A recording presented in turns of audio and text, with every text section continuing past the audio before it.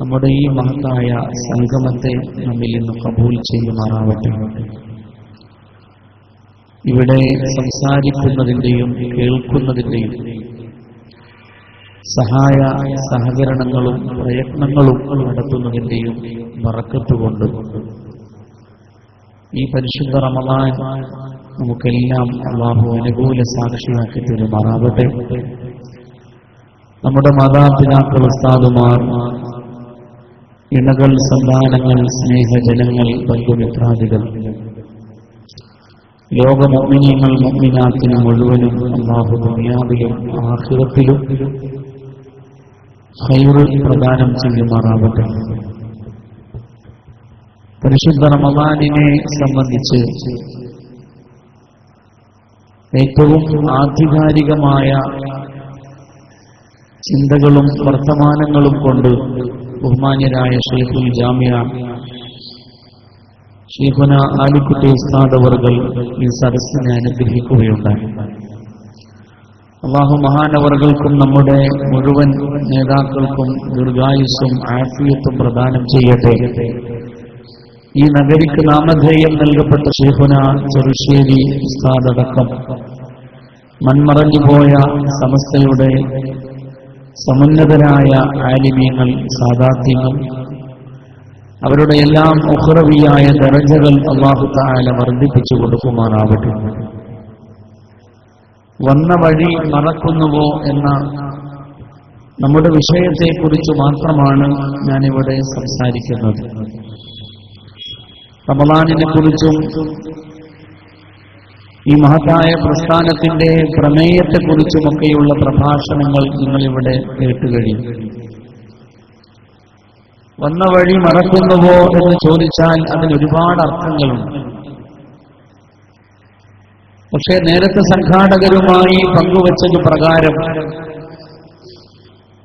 നമ്മുടെ ജീവിതത്തിലെ അടിസ്ഥാനപരമായ ഘടകങ്ങളെ അഥവാ നമ്മുടെ മാതാപിതാക്കളെ സംബന്ധിക്കുന്ന ഒരു ചെറിയ ചർച്ചയാണ് ഈ വിഷയം കൊണ്ട് നമ്മൾ ഇന്ന് ഉദ്ദേശിക്കുന്നത്. മാതാപിതാക്കളെ ആദരിക്കണം, സ്നേഹിക്കണം എന്നത് ഇസ്ലാം മാത്രമല്ല, ലോകത്തുള്ള എല്ലാ മതങ്ങളും പ്രത്യയശാസ്ത്രങ്ങളും ജനങ്ങളോട് ആവശ്യപ്പെടുന്ന ഒരു കാര്യമാണ്. അല്ലെങ്കിൽ അത് ആവശ്യപ്പെടാതെ ഒരു മതമായി, പ്രത്യയശാസ്ത്രമായി ഈ ലോകത്ത് നിലനിൽക്കാൻ ആർക്കും സാധ്യവുമല്ല. ആരാണ് നമുക്ക് നമ്മുടെ മാതാപിതാക്കൾ എന്ന് ചോദിച്ചാൽ, ഈ ഭൂമിയിൽ നമുക്ക് കാണാൻ കഴിയുന്ന ഖാലിഖീങ്ങളാണ്, സൃഷ്ടികർത്താക്കളാണ് നമ്മുടെ മാതാപിതാക്കൾ. യഥാർത്ഥ സൃഷ്ടാവ് അല്ലാഹുവാണ്. പക്ഷേ ആ അല്ലാഹുവിനെ കാണാൻ ഭൂമിയിൽ ജീവിക്കുന്ന കാലത്ത് നമുക്ക് സാധ്യമല്ല. ലോകാവസാനവുമായി ബന്ധപ്പെട്ട് വരുന്ന അഭിശപ്തനായ ദജ്ജാൽ, ആ ദജ്ജാൽ കള്ളനാണെന്ന് മനസ്സിലാക്കാൻ അവന്റെ ജീവിതം പരിശോധിക്കേണ്ട കാര്യമില്ല. വിശുദ്ധ റസൂൽ പറയുകയാണ് സ്വല്ലല്ലാഹു അലൈഹി വസല്ലം, ദജ്ജാലിനെ തള്ളിക്കളയാൻ ദജ്ജാലിന്റെ ജീവിതത്തെ പഠിക്കേണ്ട കാര്യമില്ല. കാരണം ആ മനുഷ്യനെ നിങ്ങൾക്ക് വ്യക്തമായി കാണാൻ കഴിയുന്നതാണ്. ദുനിയാവിൽ വെച്ച് കണ്ണുകൊണ്ട് കാണാൻ കഴിയുന്ന ദൈവങ്ങളൊന്നും തന്നെ സത്യമല്ല എന്ന് പരിശുദ്ധ റസൂൽ സല്ലല്ലാഹു അലൈഹി വസല്ലം. യഥാർത്ഥ ഖാലിഖ് അല്ലാഹുവാണ്. ആ അല്ലാഹുവിനെ കാണാൻ പരലോകത്ത് വെച്ച് മാത്രമേ സാധിക്കുകയുള്ളൂ. എന്നാൽ ദുനിയാവിൽ വെച്ച് കാണാൻ കഴിയുന്ന ഖാലിഖുകളുണ്ട്. അതാണ് പ്രിയപ്പെട്ടവരെ നമ്മുടെ മാതാപിതാക്കൾ. അല്ലാഹു തആല അല്പം കളിമണ്ണെടുത്ത് വെള്ളമൊഴിച്ച് കാറ്റുള്ള പ്രദേശത്ത് കൊണ്ടുപോയി വെച്ച് ആ പ്രത്യേകമായ രൂപത്തിലേക്ക് റൂഹൂതിയിട്ടാണ് എന്നെയും നിങ്ങളെയും പടച്ചതെങ്കിൽ മാതാപിതാക്കളെ കുറിച്ചൊരു ചർച്ച നമുക്ക് ആവശ്യമുണ്ടായിരുന്നില്ല. അങ്ങനെയുള്ള മനുഷ്യന്മാർ ഈ ലോകത്ത് കഴിഞ്ഞു പോയിട്ടുണ്ട്. മഹാനായ സയ്യിദുനാ അബുൽ ബശർ ആദം അലൈഹിസ്സലാത്തു വസ്സലാം ഖലഖതുഹു ബിയദയ്യ, എന്റെ കൈകൾ കൊണ്ട് ഞാൻ പടച്ചെടുത്ത ആളാണ് ആദം അലൈഹിസ്സലാം എന്ന് അല്ലാഹു തആല പറയുന്നതായി ഖുദ്സിയായ ഹദീസുകളിൽ കാണാം. അതുകൊണ്ട് ആദം നബി അലൈഹിസ്സലാം നാളെ പരലോകത്ത് മഹ്ശറാം മുറ്റത്ത് വരുമ്പോ, വിചാരണയുടെ വേദിയിൽ വരുമ്പോൾ അല്ലാഹു ആദമിനോട് ചോദിക്കുന്നില്ല, ആദമേ നീ എന്തുകൊണ്ട് ഉമ്മാനെ നോക്കിയില്ല, നീ എന്തുകൊണ്ട് പിതാവിനോടുള്ള ബാധ്യതകൾ നിറവേറ്റിയില്ല?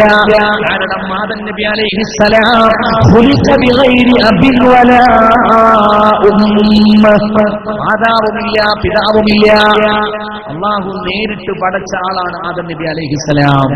ഹവ്വാ ബീവിയുടെ കാര്യവും വ്യത്യസ്തമല്ല. ഇനി ഈ ലോകത്ത് നമ്മൾ വരുമ്പോ പിതാവില്ല, മാതാവ് മാത്രമേ നമുക്കുള്ളൂ. അപ്പൊ പിന്നെ പിതാവിനെ കുറിച്ച് ചോദ്യമില്ല. അങ്ങനെയുള്ള ചില ആളുകൾ ഈ ലോകത്തുണ്ട്. മഹാനായ സയ്യിദുനാ റൂഹുല്ലാഹി ഈസാ അലൈഹിസ്സലാത്തു വസ്സലാം അല്ലാഹു തആല പഠിപ്പിച്ചു തന്നു. അത് അത്ഭുതകരമായ ഒരു ജന്മത്തിലൂടെ പിറവിയെടുത്ത മനുഷ്യനാണ്. പിതാവില്ലാതെയാണ് ഈസാ നബി അലൈഹിസ്സലാം ഈ ലോകത്ത് വന്നത്. അതുകൊണ്ട് ഈസാ നബിയോട് പിതാവിനെ കുറിച്ച് ചോദ്യമില്ല, ചോദ്യമുള്ളത് ഉമ്മയെ കുറിച്ച് മാത്രമാണ്. ആ ചോദ്യത്തിനുള്ള മറുപടിയോ കുഞ്ഞുനാളിലെ ഈസാ നബി അലൈഹിസ്സലാം പറഞ്ഞു തന്നിട്ടുമുണ്ട്.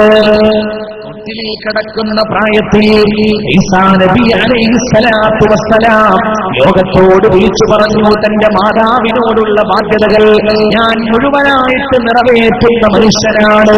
വബർറം ബിവാലിദതി വലം യജഅലി ജബ്ബാറൻ ശഖിയ്യാ.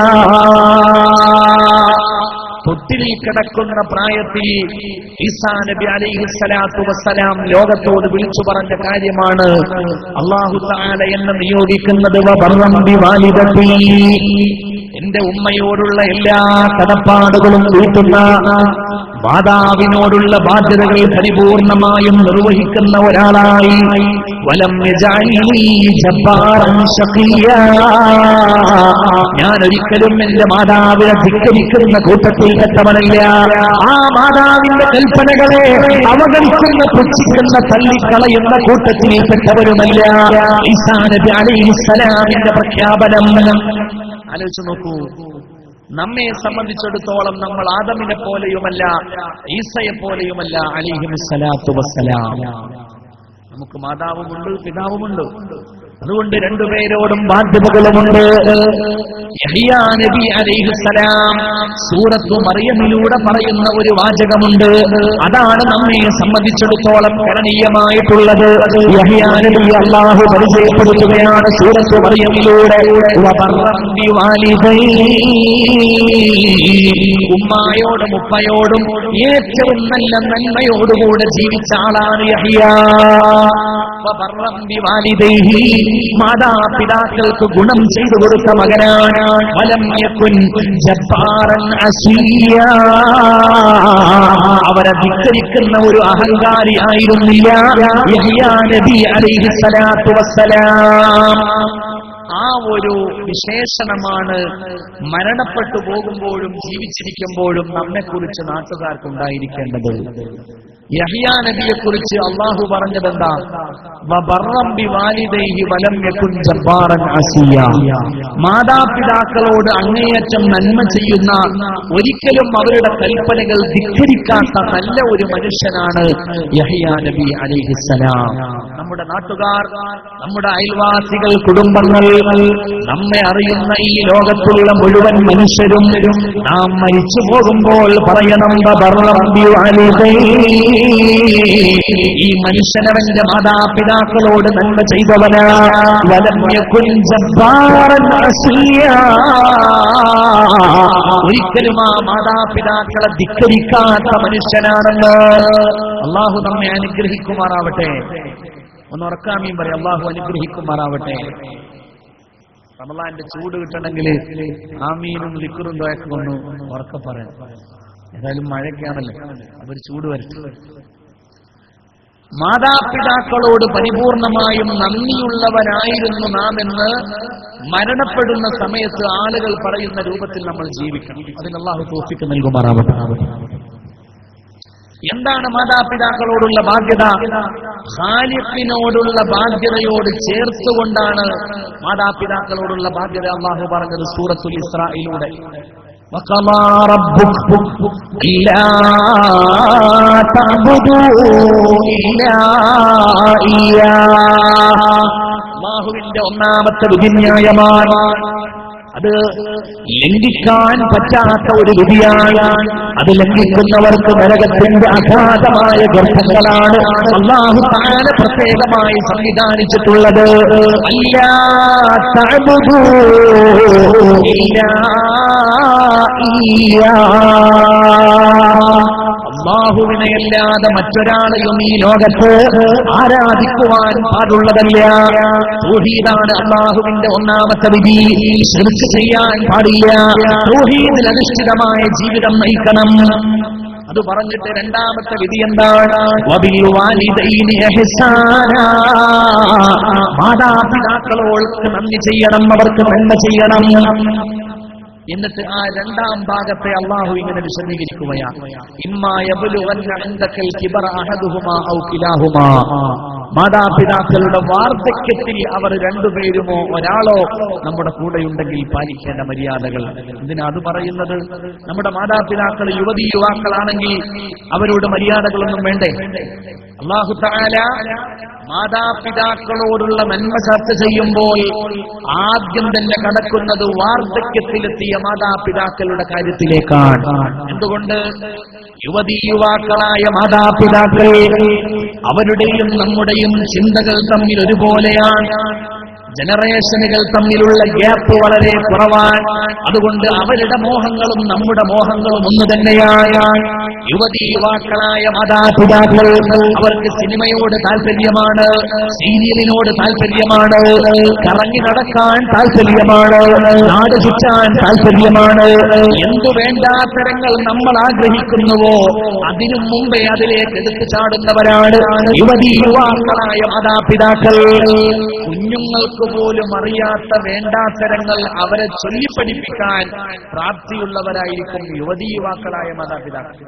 അവരെ ഉൾക്കൊള്ളാൻ കുഞ്ഞുങ്ങൾക്ക് പ്രയാസമല്ല.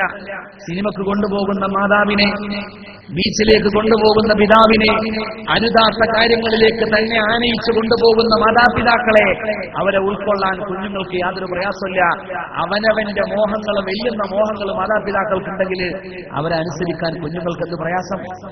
അതുകൊണ്ടാണ് അല്ലാഹു തആല യുവതീ യുവാക്കളായ മാതാക്കളെ കുറിച്ചൊന്നും പറയാതിരുന്നത്. പറയുന്നത് മുഴുവനും വാർദ്ധക്യത്തിലെത്തിയ മാതാപിതാക്കളുടെ കാര്യമാണ്. കാരണം ജനറേഷനുകൾ തമ്മിൽ വലിയ ഗ്യാപ്പുണ്ട്. നമ്മുടെ മോഹങ്ങളല്ല അവരുടെ മോഹങ്ങൾ, നമ്മൾ ചിന്തിക്കുന്നതല്ല അവരുടെ ചിന്തകൾ, നമ്മുടെ വിചാരപദങ്ങളല്ല അവരുടെ വിചാരപദങ്ങൾ. രണ്ടും ഒരുപാട് വ്യത്യാസമുണ്ട്. മനഃശാസ്ത്രം പറയുന്ന ഒരു കാര്യമുണ്ട്. വാർദ്ധക്യത്തിലെത്തിയ ആളുകളെ സംബന്ധിച്ച് ചെറുപ്പക്കാരായ കുട്ടികൾ ചിന്തിക്കുന്നത് ഇവർക്കെന്താ ഭ്രാന്തുണ്ടോ എന്നാണ്. അതൊരു ചോദ്യമാണ്, അതൊരു സംശയമാണ്. വയസ്സായ ആളുകളെ സംബന്ധിച്ച് ചെറിയ കുഞ്ഞുങ്ങൾ ചിന്തിക്കുന്നത് ഈ വയസ്സന്മാർക്ക് എന്താ ഭ്രാന്തുണ്ടോ, ഇവരുടെ തലയുടെ പിരി എന്തോ അല്പം ലൂസായിട്ടുണ്ടോ എന്നൊരു സംശയം ചെറുപ്പക്കാർക്കുണ്ടാകും. സൈക്കോളജിയാണ്. അതേസമയം വയസ്സായ ആളുകൾക്ക് സംശയമല്ല, അവർക്ക് ഉറപ്പാണ് ഈ ചെറുപ്പക്കാരുടെ പിരി ലൂസായി പോയിട്ടുണ്ട്, അവർക്ക് യാതൊരു അന്തവുമില്ല, ബുദ്ധിയില്ല. അതാണ് സൈക്കോളജി. ചെറുപ്പക്കാര് സംശയിക്കുന്നു, വയസ്സായ ആളുകൾക്ക് ബുദ്ധിക്ക് കുറവുണ്ടോ. വയസ്സായ ആളുകൾ ഉറപ്പിക്കുന്നു, ചെറുപ്പക്കാർക്ക് യാതൊരു ബുദ്ധിയില്ല. അപ്പൊ പ്രശ്നം വരും. അതുകൊണ്ടാണ് അല്ലാഹു തആല അവിടെ മര്യാദകളെ കുറിച്ച് വാചാലമായി പറയുന്നത്. അല്ലാഹു തആല വളരെ അപൂർവമായിട്ടാണ് ഇത്രയും വാചാലമായി മനുഷ്യരോടുള്ള ബാധ്യതകളെ പറയുന്നത്. വാർദ്ധക്യത്തിലെത്തിയ മാതാപിതാക്കൾ ഒരാളോ രണ്ടാളോ നിങ്ങളുടെ കൂടെയുണ്ടെങ്കിൽ അവരോട് പാലിക്കേണ്ട മര്യാദ എന്താണ്? ഫലാ തഖുൽ ലഹുമാ ഉഫ് വലാ തൻഹറുഹുമാ. ആ മാതാപിതാക്കളോട് ഛേ എന്ന വാക്ക് പോലും പറയരുത്. ഛേ എന്ന വാക്ക് വളരെ നിസ്സാരമാണ്, ഒരു മുട്ടൻ തെറിയൊന്നല്ലോ, അതൊരു അശ്ലീലമായ വാക്കൊന്നുമല്ല. അത് ഏറ്റവും സ്നേഹമുള്ളവരോട് പോലും നമ്മൾ പറയുന്ന വാക്കാ. നമ്മുടെ വീട്ടിലുള്ള ചെറിയ കുഞ്ഞുവാവ, അവനെ നമുക്ക് ഭയങ്കരമായ ഇഷ്ടമാണ്. ഏത് സമയത്തും അവനെ എടുക്കാനും ലാളിക്കാനും ഓമനിക്കാനും നമുക്ക് സന്തോഷമാണ്. പക്ഷെ എന്നാലും ചില സമയത്ത് അവന്റെ വിളയിൽ കാണുമ്പോ, വികൃതി കാണുമ്പോ, കുസൃതിത്തരങ്ങൾ അതിരുവിടുമ്പോ നമ്മൾ പറയും, ഛേ ഇതെന്തൊരു കുട്ടിയാണ്. സ്നേഹത്തിന് യാതൊരു കുറവില്ല, ഒരു കുറവുമില്ലാതെ കലവറയില്ലാതെ സ്നേഹിക്കുന്ന നമ്മുടെ കുഞ്ഞുവാവമാർ, ആ കൊച്ചു കുഞ്ഞുങ്ങളെ പറ്റി പോലും നമ്മൾ ഉപയോഗിക്കുന്ന വാചകമാണ് ഛേ എന്ന് പറയുന്ന പദം. ആ പദം പോലും വയസ്സായ മാതാപിതാക്കളെ പറ്റി പറയരുതേ, പറയരുതേ എന്ന് മാത്രമല്ല, എന്നതിന്റെ പരിശുദ്ധ ഖുർആനിന്റെ വ്യാഖ്യാതാക്കൾ നൽകിയ അർത്ഥം മാതാപിതാക്കളെ കുറിച്ച് ഇങ്ങനെ ചിന്തിക്കാൻ പോലും പാടില്ല എന്നാണ്. ചിന്തിക്കാൻ പോലും പാടില്ല. കാല എന്നതിന് ഒരുപാട് അർത്ഥങ്ങളുണ്ട്, അതിൽപ്പെട്ടൊരു അർത്ഥം ചിന്തിക്കാനാണ്. ഫലാ തഖുൽ ലഹുമാ ഉഫ്ഫിൻ എന്ന് പറഞ്ഞാൽ മാതാപിതാക്കളെ സംബന്ധിച്ച് ഛേ എന്ന് ചിന്തിക്കാൻ പോലും പാടില്ല. മനുഷ്യന്മാരങ്ങനെ ചിന്തിക്കും, അതുകൊണ്ടാണ് പാടില്ല എന്ന് പറയുന്നത്. ഇവിടെ ഈ സ്റ്റേജില് ഇവിടെ മൂത്രമൊഴിക്കരുത് എന്ന് എഴുതി വെച്ചിട്ടില്ല. എന്താ കാരണം? നമ്മൾ ആരും സ്റ്റേജ് കയറി മൂത്രമൊഴിക്കുന്നില്ല. അതേസമയം റോഡിലൂടെ നടന്നു പോകുമ്പോ ചില മതിലിന്റെ മുമ്പിലൊക്കെ എഴുതി വെച്ചിട്ടുണ്ടാവും, ഇവിടെ മൂത്രമൊഴിക്കരുത്. അവിടെ എത്തുമ്പോ ബോർഡ് വായിക്കാതെ തന്നെ നമുക്കറിയാം ചില ആളുകൾ അവിടെ പോയി മൂത്രമൊഴിക്കാറുണ്ട്. ഭയങ്കരമായ നാറ്റം. ആളുകൾ തെറ്റ് ചെയ്യുന്നത് കൊണ്ടാണല്ലോ അരുത് എന്ന് പറയേണ്ടി വരുന്നത്. വയസ്സായ മാതാപിതാക്കളെ പറ്റി ഛേ എന്ന് ചിന്തിക്കാൻ പോലും പാടില്ല, പറയാൻ ഏതായാലും പാടില്ല. മാതാപിതാക്കളോട് കയർത്തുകൊണ്ട് സംസാരിക്കാൻ പാടില്ല. നമ്മൾ ഇതൊക്കെ വളരെ കൂളായി ഇങ്ങനെ കേട്ടുകൊണ്ടിരിക്കുകയാണ്. അതുകൊണ്ടാണ് പ്രസംഗിക്കാൻ വരുന്നവരൊക്കെ നമ്മൾ ധാർമ്മികമായി വളരെ അധപ്പതിച്ചവരാണ് എന്ന് ആമുഖമായി പറയുന്നത്. അപ്പൊ നമുക്കിത് കേൾക്കുമ്പോ യാതൊരു കൂസലില്ലല്ലോ. മാതാപിതാക്കളോട് ചെയ്യുന്ന വാക്ക് പറയരുത്, ആയിക്കോട്ടെ. മാതാപിതാക്കളോട് ചീത്ത പറയരുത്, ആയിക്കോട്ടെ. നമ്മൾ ഇങ്ങനെ മിണ്ടാതിരുന്ന് കേൾക്കുക, യാതൊരു പ്രത്യേകിച്ച് ഭാവഭേദമൊന്നുമില്ല. അറിയുമോ, മഹാനായ നമ്മുടെ ഹബീബുൽ വറ റസൂലുള്ളാഹി സ്വല്ലല്ലാഹു അലൈഹി വസല്ലമ തങ്ങൾ മദീന പള്ളിയിൽ എഴുന്നേറ്റ് നിന്നു. മിഹ്റാബിൽ നിന്നുകൊണ്ട് ജനങ്ങളോട് പറയുകയാണ്, സ്വഹാബത്തിനോട് ഉപദേശം നടത്തുകയാണ്. മിനൽ കബായിർ, വൻദോഷങ്ങളിൽ പെട്ടതാണ് ഒരു മനുഷ്യനവന്റെ മാതാപിതാക്കളെ ചീത്ത വിളിക്കുന്നത് വൻദോഷങ്ങളിൽ പെട്ട കാര്യമാണ്. മിഹ്റാബിൽ നിന്നുകൊണ്ട് പരിശുദ്ധ റസൂലിന്റെ പ്രസംഗമാണ് സല്ലല്ലാഹു അലൈഹി വസല്ലമ. അത് കേട്ടപാട് സ്വഹാബത്തിൽ എഴുന്നേറ്റ് നിൽക്കുകയാണ്. സദസ്സിലുണ്ടായിരുന്ന മുഴുവൻ ആളുകളും എഴുന്നേറ്റ് നിന്നു. ഒരു കോറസ് പോലെ അവർ ചോദിക്കുകയാണ്,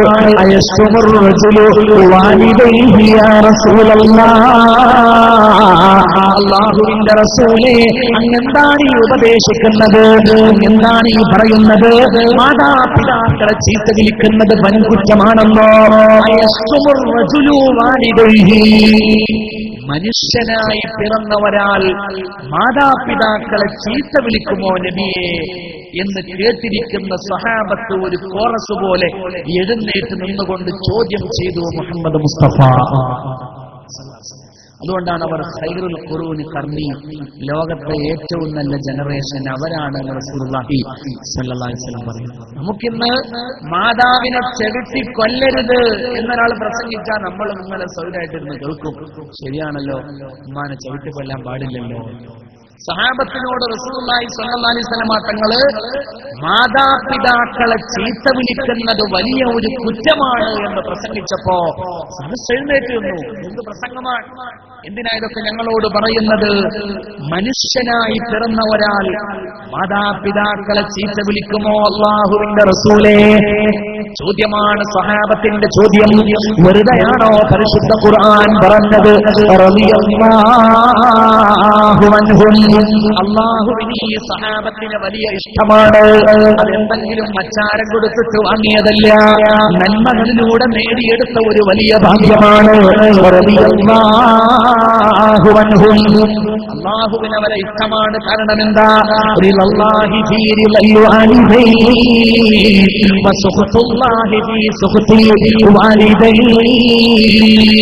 മാതാപിതാക്കളെ സന്തോഷിപ്പിക്കുന്നവർക്ക് അല്ലാഹുവിന്റെ തൃപ്തിയുണ്ട്, സന്തോഷമുണ്ട്.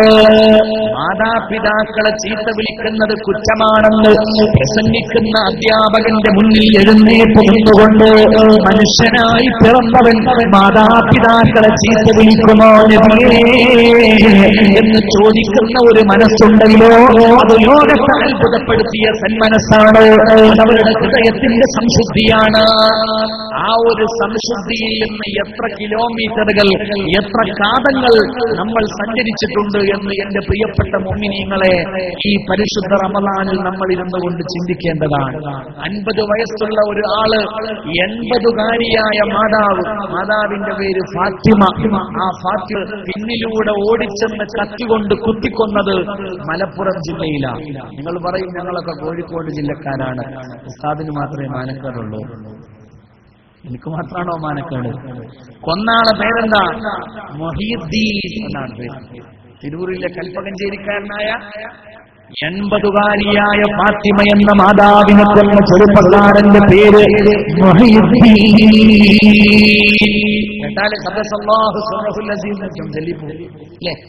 ഷേഖ് അബ്ദുൽ ഖാദർ ജീലാനി ഖദ്ദസല്ലാഹു സിർറഹുൽ അസീസിന് അല്ലാഹുവിന്റെ ഔലിയാക്കൾ കൊടുത്ത പേരാണ് മൊഹീദ്ദീൻ.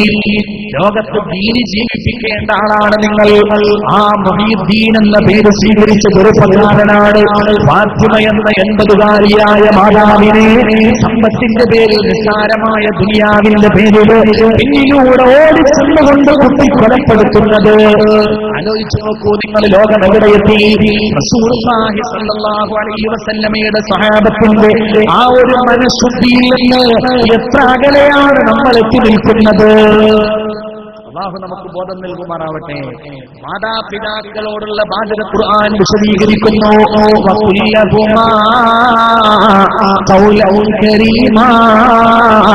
മാതാപിതാക്കളോട് സംസാരിക്കേണ്ടത് മാന്യമായ സംസാരമാണ്. മാന്യമായ സംസാരം എങ്ങനെയാണ് എന്ന് അല്ലാഹു തആല വിശദീകരിച്ചിട്ടില്ല. കാരണം എന്താ? പോത്തിന്റെ കുട്ടിക്ക് നീന്തൽ പഠിപ്പിക്കേണ്ടതില്ല എന്ന് നമ്മുടെ നാട്ടിൽ പറയാറുണ്ട്. പോത്തിന്റെ കുട്ടിക്ക് നീന്തൽ പഠിപ്പിക്കേണ്ട ആവശ്യമില്ല. അതുപോലെ ഒരു മനുഷ്യന് മാന്യമായ സംസാരം ആരും പഠിപ്പിക്കേണ്ട ആവശ്യമില്ല.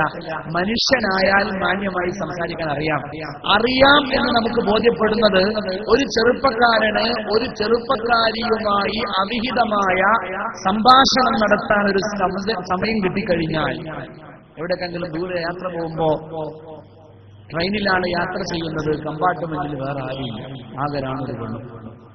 അപ്പൊ അവന്റെ സംസാരം ഏറ്റവും മാന്യമായ സംസാരം. ഫോണിലൂടെ ഒരു പെണ്ണ് അന്യ പുരുഷന്മാരുമായി ബന്ധപ്പെടാൻ ശ്രമിക്കുന്നു. ആ പെണ്ണിന്റെ സംസാരം ശരിക്കും മാന്യമായ സംസാരമാണ്. ആരാ പഠിപ്പിച്ചു കൊടുത്തത്?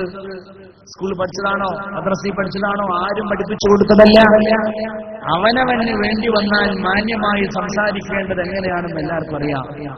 അതുകൊണ്ടാണ് ഖുർആൻ എങ്ങനെയാണ് മാന്യമായ സംസാരം എന്ന് പറയാതെ വയസ്സായ മാതാപിതാക്കളോട് മാന്യമായി സംസാരിക്കണേ എന്ന് മാത്രം പറഞ്ഞത്.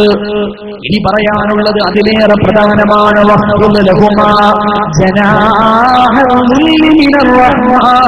മാതാപിതാക്കൾക്ക് അനുഗ്രഹത്തിന്റെ ചിറക് വിരിച്ചു കൊടുക്കണേ. അല്ലാഹുവിന്റെ പ്രഖ്യാപനമാണ്. അനുഗ്രഹത്തിന്റെ ചിറക് വിരിച്ചു കൊടുക്കണമെന്നാ പറയുന്നത്. എന്താണ് ഈ റഹ്മത്ത് എന്ന് പറഞ്ഞാൽ? മനസ്സിലാക്കണേ ചെറുപ്പക്കാരെ, അല്ലാഹു തആല നമ്മുടെ ശരീരത്തിൽ ഒരുപാട് ഗുണങ്ങൾ ചെയ്തിട്ടുണ്ട്, ഒരുപാട് അനുഗ്രഹങ്ങൾ ചെയ്തിട്ടുണ്ട്. അതിൽ ചിലത് അത്യാവശ്യമാണ്, ചിലത് ആവശ്യമാണ്, ചിലത് അനുഗ്രഹമാണ്. അനുഗ്രഹം എന്ന് പറഞ്ഞാൽ അതൊരു 3rd ഗ്രേഡ് പരിപാടിയാണ്. നമ്മുടെ ശരീരത്തിലുള്ള തല അത് അത്യാവശ്യമുള്ള സംഭവമാണ്. തല ഒരു അനുഗ്രഹമാണ് എന്ന് മാത്രം പറഞ്ഞാൽ പോരാ. തല ആവശ്യമാണ് എന്നും പറഞ്ഞാൽ പോരാ. തല അത്യാവശ്യമാണ്. കാരണം എന്താ? തല അങ്ങ് വെട്ടിമാറ്റിയാൽ പിന്നെ നമുക്ക് ജീവിതമില്ല. ജീവിക്കാൻ തല അത്യാവശ്യമാണ്. അതേസമയം നമ്മുടെ ഈ കൈ അത്യാവശ്യമാണോ? അത്യാവശ്യം എന്ന് പറയാൻ സാധ്യമല്ല. കാരണം എന്താ? കൈ ഇല്ലാതെയും ജീവിക്കുന്ന എത്രയോ പാവങ്ങൾ ഈ ലോകത്തുണ്ട്. അല്ലാഹു നമ്മെ കാത്തുരക്ഷിക്കുമാറാവട്ടെ. പക്ഷേ കൈ ഒരു ആവശ്യമാണ്. കൈ നഷ്ടപ്പെട്ടു പോയാൽ ഒരുപാട് നഷ്ടങ്ങളുണ്ട്. എന്നാലും അത് തല പോലെ അത്യാവശ്യമല്ല, ആവശ്യം മാത്രമാണ്. എന്നാൽ ശരീരത്തിന് നല്ല സൗന്ദര്യം ഉണ്ടാവുക, മനോഹരമായ ശബ്ദമുണ്ടാവുക, നല്ല നിറം ഉണ്ടാവുക, ഇതൊക്കെ അനുഗ്രഹമാണ്. അത് അത്യാവശ്യമില്ല, അന്ന് ആവശ്യമുള്ള കാര്യമില്ല, അത് അനുഗ്രഹമാണ്. അല്ലേ? സൗന്ദര്യം ഉണ്ടാവുക എന്നുള്ളത് അനുഗ്രഹം മാത്രമാണ്. അല്ലാഹു തആല മാതാപിതാക്കളോടുള്ള ബാധ്യതകളെ പരിചയപ്പെടുത്തുമ്പോൾ പറഞ്ഞതെന്താ? നിങ്ങളുടെ മാതാപിതാക്കൾക്ക് അത്യാവശ്യത്തിന്റെ ചിറക് വിരിച്ചു കൊടുക്കണമെന്നല്ല, അവർക്ക് ആവശ്യത്തിന്റെ ചിറക് വിരിച്ചു കൊടുക്കണമെന്നല്ല, അവർക്ക് അനുഗ്രഹത്തിന്റെ ചിറക് വിരിച്ചു കൊടുക്കണമെന്ന പല യുവാക്കൾക്കും പരാതിയാണ്. എന്റെ ഉമ്മാക്ക് ഞാൻ രോഗം വരുമ്പോ മരുന്ന് വാങ്ങിച്ചു കൊടുക്കാറുണ്ട്, സമയത്തിന് ഭക്ഷണം പാകം ചെയ്ത് മുന്നിൽ വെച്ച് വിളമ്പിക്കൊടുക്കാറുണ്ട്. ചൂടുകാലം വന്നപ്പോ മാതാവ് വല്ലാതെ ചുട്ടുകൊള്ളുകയാണെന്ന് പരാതി പറഞ്ഞപ്പോ താമസിക്കുന്ന റൂമിൽ ഞാൻ AC ഫിറ്റ് ചെയ്ത് കൊടുത്തതാണ്. എന്നിട്ടും എന്റെ ഉമ്മാന്റെ പരാതി തീരുന്നില്ല. പല ചെറുപ്പക്കാരുടെയും പരാതിയാണ്. മരുന്ന് വാങ്ങിച്ചു കൊടുക്കുന്നുണ്ട്, ഭക്ഷണം കൊടുക്കുന്നുണ്ട്, വസ്ത്രം കൊടുക്കുന്നുണ്ട്, നല്ല റൂം കൊടുക്കുന്നുണ്ട്, എല്ലാ സംവിധാനങ്ങളുമുണ്ട്.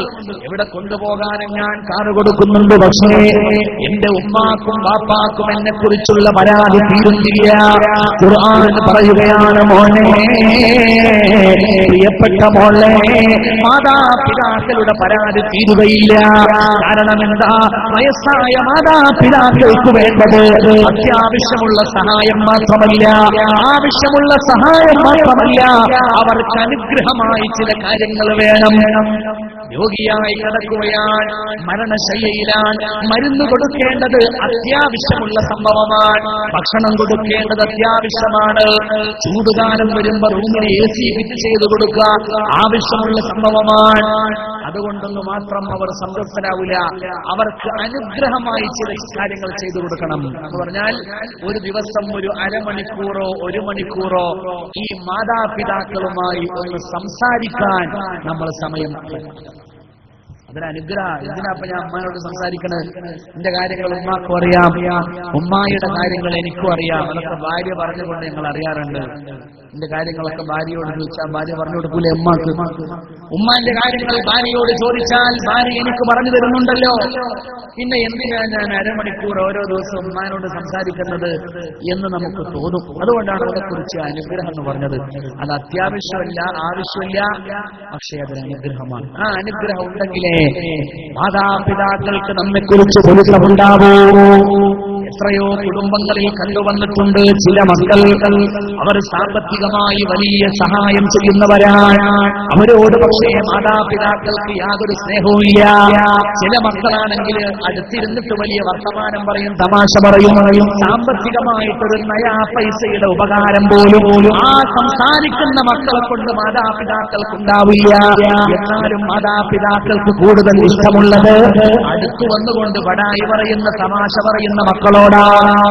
സമ്പത്ത് കൊടുക്കുന്ന മകൻ ചിന്തിക്കും, ഞാൻ ഇത്രയും സമ്പത്ത് കൊടുത്തിട്ട് എന്റെ ഉമ്മാക്കും ഉപ്പാക്കും എന്നോട് യാതൊരു സ്നേഹമില്ല. അവൻ വെറുതെ അടുത്തു പോയിരുന്ന് ബടായി പറയുന്നു, എന്നിട്ട് അവനോടാണ് മുഴുവൻ സ്നേഹം. അത് ഉമ്മാന്റെയും ബാപ്പാന്റെയും അറിവില്ലായ്മ കൊണ്ടല്ല, അത് മനുഷ്യന്റെ സ്വഭാവമാണ്. ഖുർആൻ അതുകൊണ്ട് സമ്പത്ത് കൊടുക്കാതെ വെറുതെ ബടായി പറയണമെന്നല്ല ഞാൻ ഈ പറഞ്ഞതിന്റെ അർത്ഥം. സമ്പത്ത് കൊടുക്കുന്നതോടൊപ്പം അല്പനേരമെങ്കിലും ഓരോ ദിവസവും ആ മാതാപിതാക്കളുടെ കൂടെ ഇരുന്നു കൊണ്ട് സംസാരിക്കാൻ നമുക്ക് സാധിച്ചാൽ ഒരുപാട് പ്രശ്നങ്ങൾ നമ്മുടെ കുടുംബാന്തരീക്ഷത്തിൽ നിന്ന് അകറ്റി നിർത്താൻ നമുക്ക് സാധിക്കുന്നതാണ്. അല്ലാഹു തആല നമ്മെ അനുഗ്രഹിക്കുമാറാവട്ടെ. ചെറുപ്പക്കാരെ മനസ്സിലാക്കിക്കോ, അല്ലാഹു പറയുകയാണ്, വഖ്ഫിർ ലഹുമാ ജനാഹൽ ദുല്ലി മിനർ റഹ്മ. കാരുണ്യത്തിന്റെ ചിറക് വിരിച്ചു കൊടുക്കേണ്ടതാണ് മാതാപിതാക്കൾക്ക് വേണ്ടി. ഇതൊക്കെ കൺമുന്നിലുള്ള മര്യാദകളാണ്. പരിശുദ്ധ റസൂലുള്ളാഹി സ്വല്ലല്ലാഹു അലൈഹി വസല്ലമ ആ പ്രവാചകന്റെ വീടിന്റെ മുമ്പിലൂടെ ഒരു വൃദ്ധനായ മനുഷ്യനും അദ്ദേഹത്തിന്റെ മകനും കടന്നുപോയി. മകനാണ് മുന്നിൽ നടക്കുന്നത്, പിതാവ് പിന്നിലാണ് വരുന്നത്. ആ മകനെ അടുത്തേക്ക് വിളിച്ചു മുഹമ്മദ് മുസ്തഫ സ്വല്ലല്ലാഹു അലൈഹി വസല്ലമ. എന്നിട്ട് ചോദിച്ചു, സഹോദരാ മൻ ഹാദാ, ചെറുപ്പക്കാരാ ഈ പിന്നിൽ വരുന്ന വൃദ്ധനായ മനുഷ്യനാരാ? അവൻ പറഞ്ഞു, അബീ, അവന്റെ പിതാവാണ്, എന്റെ ഉപ്പയാണ്. റസൂലുള്ളാഹി സ്വല്ലല്ലാഹു അലൈഹി വസല്ലമ പറഞ്ഞു, എന്നാൽ ഫലാ തംശി അമാമ, ആ പിതാവിന്റെ മുന്നിൽ നടക്കരുതേ. റസൂലുള്ളാഹിന്റെ ഉപദേശമാണ്, പിതാവിന്റെ മുന്നിൽ നടക്കരുതേ. എത്ര വലിയ തമാശ പറയുന്ന പിതാവാണെങ്കിലും, എത്ര വലിയ കമ്പനിയായി പെരുമാറുന്ന പിതാവാണെങ്കിലും പിതാവിന്റെ മുന്നിൽ നടക്കാതിരിക്കാൻ മക്കൾ ശ്രദ്ധിക്കണം. അങ്ങനെ നടന്നാൽ ഒരുപാട് ദോഷങ്ങൾ അതുകൊണ്ട് നമ്മുടെ ജീവിതത്തിൽ നമ്മൾ അറിയാതെ വരും. നമുക്കുണ്ടാവുന്ന ഒരുപാട് പരാജയങ്ങളുടെ കാരണം ഈ മുന്നിലുള്ള നടത്തമായിരിക്കും, നമ്മൾ അറിയില്ല. അല്ലാഹു കാത്ത് രക്ഷിക്കട്ടെ. റസൂലുള്ളാഹി പറഞ്ഞു, ഫലാ തംശി അമാമ, ഇത് പിതാവാണെങ്കിൽ ആ പിതാവിന്റെ മുന്നിൽ നീ നടക്കരുതേ. വലാ തജ്ലിസ് ഖബ്ല, ഒരു സദസ്സിലെത്തി കഴിഞ്ഞാൽ ആ പിതാവിന് സീറ്റ് കിട്ടുന്നതിന്റെ മുമ്പ് നീ ഇരിക്കാൻ പാടില്ല. പിതാവ് ഇരുന്നു എന്ന് ഉറപ്പാക്കിയതിന്റെ ശേഷമേ നീ ഇരിക്കാൻ പാടുള്ളൂ. റസൂലിന്റെ രണ്ടാമത്തെ ഉപദേശമാണ് സല്ലല്ലാഹു അലൈഹി വസല്ലമ. മാത്രമല്ല വലാ തദഉഹു ബിസ്മി, ആ പിതാവിനെ പേര് ചൊല്ലിയിട്ട് നീ വിളിക്കാൻ പാടില്ല. ഇത് ആധുനിക ലോകത്തിന് വ്യക്തമായി പറഞ്ഞു കൊടുക്കേണ്ട ഉപദേശമാണ്. ഇന്ന് പല സിനിമകളും സീരിയലുകളും സ്മാർട്ട് ആയിട്ടുള്ള ചില പയ്യന്മാരെ, ചില കുട്ടികളെ അവതരിപ്പിക്കാറുണ്ട്. എന്താണ് അവരുടെ സ്വഭാവം? അവരുടെ പിതാവിന്റെ മുഖത്ത് നോക്കി പോടാ എന്ന് പറഞ്ഞാൽ സ്മാർട്ടായിട്ടുള്ള പയ്യന. അതാണ് സിനിമകൾ നമ്മുടെ സമൂഹത്തിന് കൊടുക്കുന്ന ഒരു സന്ദേശം. സ്മാർട്ട് ആകണമെങ്കിൽ സ്വന്തം വാപ്പാനെ മുഖത്ത് നോക്കിയിട്ട് പോടാ എന്ന് പറയണം. ഉമ്മാന്റെ മുഖത്ത് നോക്കിയിട്ട് പൊടി എന്ന് പറയുമ്പോഴേ സ്മാർട്ട്നെസ് കൈവരൂ എന്നൊരു ചിന്ത പല സിനിമകളിലൂടെയും നമ്മുടെ സമൂഹത്തിന് കൈമാറ്റം ചെയ്യപ്പെട്ടുകൊണ്ടിരിക്കുന്ന ഒരു കാലമാണ്. നമ്മൾ തിരിച്ചറിഞ്ഞ് ബദലായിട്ടുള്ള പാഠങ്ങൾ കൊടുത്തേ മതിയാണ്. പഴയ കാലത്ത് ഡാഡിയും മമ്മിയും രണ്ടായിരുന്നു. ഇപ്പൊ ഡാഡി മാത്രമേ ഉള്ളൂ. ഒരാളെ ഡാ എന്ന് വിളിക്കുക, ഒരാളെ ഡി എന്ന് മാത്രം വിളിക്കുക. ചുരുക്കപ്പിലാവുമ്പോ നല്ല സന്തോഷമാണല്ലോ. പാടില്ല. റസൂലുള്ളാഹി പറഞ്ഞു, ഫലാ തദഉഹു ബിസ്മി, പിതാവാണെങ്കിൽ ആ പിതാവിന്റെ പേര് ചൊല്ലി വിളിക്കാൻ പാടില്ല. വലാ തസ്തസിബ് ലഹു, ഈ കാരണം ആ പിതാവിനെ മറ്റൊരാൾ ആക്ഷേപിക്കുന്ന അവസ്ഥ പോലും ഉണ്ടാവാൻ പാടില്ലെന്ന് മുഹമ്മദ് നബി സല്ലല്ലാഹു അലൈഹി വസല്ലമ. നമ്മൾ കള്ളുകുടിച്ച് നടക്കുന്നു, വേണ്ടാത്തരങ്ങളിൽ മുഴുകി ജീവിക്കുന്നു. എന്നാൽ നാട്ടുകാർ ആദ്യം വിളിക്കുന്നത് നമ്മുടെ മാതാപിതാക്കളെയാണ്. ഇതാരുടെ മകനാണ് എന്നാണ് നാട്ടുകാരുടെ ആദ്യത്തെ ചോദ്യം. ഇത് ഇന്നാളിനാളെ മകനാണ്. നമ്മളെ കള്ളു കുടിക്കുമ്പോൾ നമുക്ക് മാത്രമല്ല അതിന്റെ ദോഷമുള്ളത്, നമ്മുടെ മാതാപിതാക്കൾക്ക് ചീത്തപ്പേരാണ്. നമ്മുടെ മാതാപിതാക്കളെ ആളുകൾ നിസ്സാരമാക്കാൻ, നമ്മുടെ മാതാപിതാക്കളെ ആളുകൾ പുച്ഛിച്ചുകൊള്ളാൻ നമ്മൾ ചെയ്യുന്ന ചെറിയ തെറ്റുകൾ പോലും കാരണമാണ്. നമ്മൾ കാണിക്കുന്ന പെരുമാറ്റ വൈകൃതങ്ങൾ കാരണമാണ്. അല്ലാഹുവിന്റെ റസൂല് പറയുകയാണ് സല്ലല്ലാഹു അലൈഹി വസല്ലമ, വലാ തസ്തസിബ് ലഹു, ഈ കാരണം നിന്റെ പിതാവിനെ ആളുകൾ ആക്ഷേപിക്കുന്ന അവസ്ഥ പോലും ഉണ്ടാകാൻ പാടുള്ളതല്ല. അല്ലാഹു നമ്മെ അനുഗ്രഹിക്കുമാറാവട്ടെ. ഇതൊക്കെ മാതാപിതാക്കളോട് അവരുടെ കൺമുന്നിൽ വെച്ച് പാലിക്കേണ്ട മര്യാദകളാ. ഖുർആൻ തുടരുന്നു, വഖുർ റബ്ബിർഹംഹുമാ കമാ റബ്ബയാനി സഗീറാ. മാതാപിതാക്കൾ കൺമുന്നിൽ ഉണ്ടായാലും ഇല്ലെങ്കിലും അവർ ജീവിച്ചിരുന്നാലും മരിച്ചുപോയാലും ഒരേപോലെ ബാധ്യതയുള്ള വിഷയമാണ് അവർക്ക് വേണ്ടി ദുആ നടത്തുക എന്നുള്ളത്. റബ്ബിർഹംഹുമാ കമാ റബ്ബയാനി സഗീറാ. ദുആ എല്ലാവർക്കും പരിചയമുള്ള ദുആയാണ്. പക്ഷേ എപ്പോഴാണ് ദുആ ചെയ്യേണ്ടത്? സൂറത്തുൽ ലുഖ്മാനിലൂടെ അല്ലാഹു തആല പഠിപ്പിച്ചു തന്നു. അള്ളാഹുവിനോടുള്ള ബാധ്യതകൾ പറയുമ്പോഴാണല്ലോ മാതാപിതാക്കളോടുള്ള ബാധ്യത പറഞ്ഞു. അള്ളാഹുവിനെ സ്തുതിക്കാൻ പറയുമ്പോഴാണ് മാതാപിതാക്കളോട് നന്ദി ചെയ്യാൻ അള്ളാഹു കൽപ്പിക്കുന്നത്. സൂറത്തുൽ ലുഖ്മാൻ അനിഷ്കുർലി, അള്ളാഹു പറയുകയാണ്, അള്ളാഹുവായ എന്നോട് നിങ്ങൾ നന്ദി കാണിക്കുക. അള്ളാഹുവിനോട് എപ്പോഴാണ് നന്ദി പറയേണ്ടത്? ഏത് സമയത്തും നന്ദി പറയാം. ഏത് സമയത്തും നമുക്ക് അൽഹംദുലില്ലാഹ് അല്ലാഹുവിനോട് നന്ദി പറയാം. ചില പ്രത്യേകമായ സമയങ്ങളിൽ സുന്നത്തുണ്ട്. ഭക്ഷണം കഴിച്ചു കഴിഞ്ഞു അൽഹംദുലില്ലാഹ്, ബാത്റൂമിൽ നിന്ന് പുറത്തു വന്നു അൽഹംദുലില്ലാഹ്, വാഹനത്തിൽ കയറിയിരുന്നു അൽഹംദുലില്ലാഹ്, ഒരു സന്തോഷത്തിന്റെ അവസ്ഥയുണ്ടായി അൽഹംദുലില്ലാഹ്, ഒക്കെ സുന്നത്തുള്ള വിഷയമാണ്. എന്നാൽ അടിസ്ഥാനപരമായി പടച്ചറപ്പിനെ സ്തുതിക്കൽ അനിവാര്യമായ ഒരു ഘട്ടമുണ്ട്. ഏതാണ് ആ ഘട്ടം? ഓരോ ദിവസവും 5 നേരം അല്ലാഹുവിന് വേണ്ടി നിസ്കരിക്കാൻ വേണ്ടി നിൽക്കുമ്പോ യാ സ്വലാത്ത് ലിമൻ ലം യഖറഅ ഫാത്തിഹത്തുൽ കിതാബ് അൽഹംദുലില്ലാഹി റബ്ബിൽ ആലമീൻ എന്ന മർമ്മസ്ഥാനത്ത് വരുന്ന സൂറത്തുൽ ഫാത്തിഹ.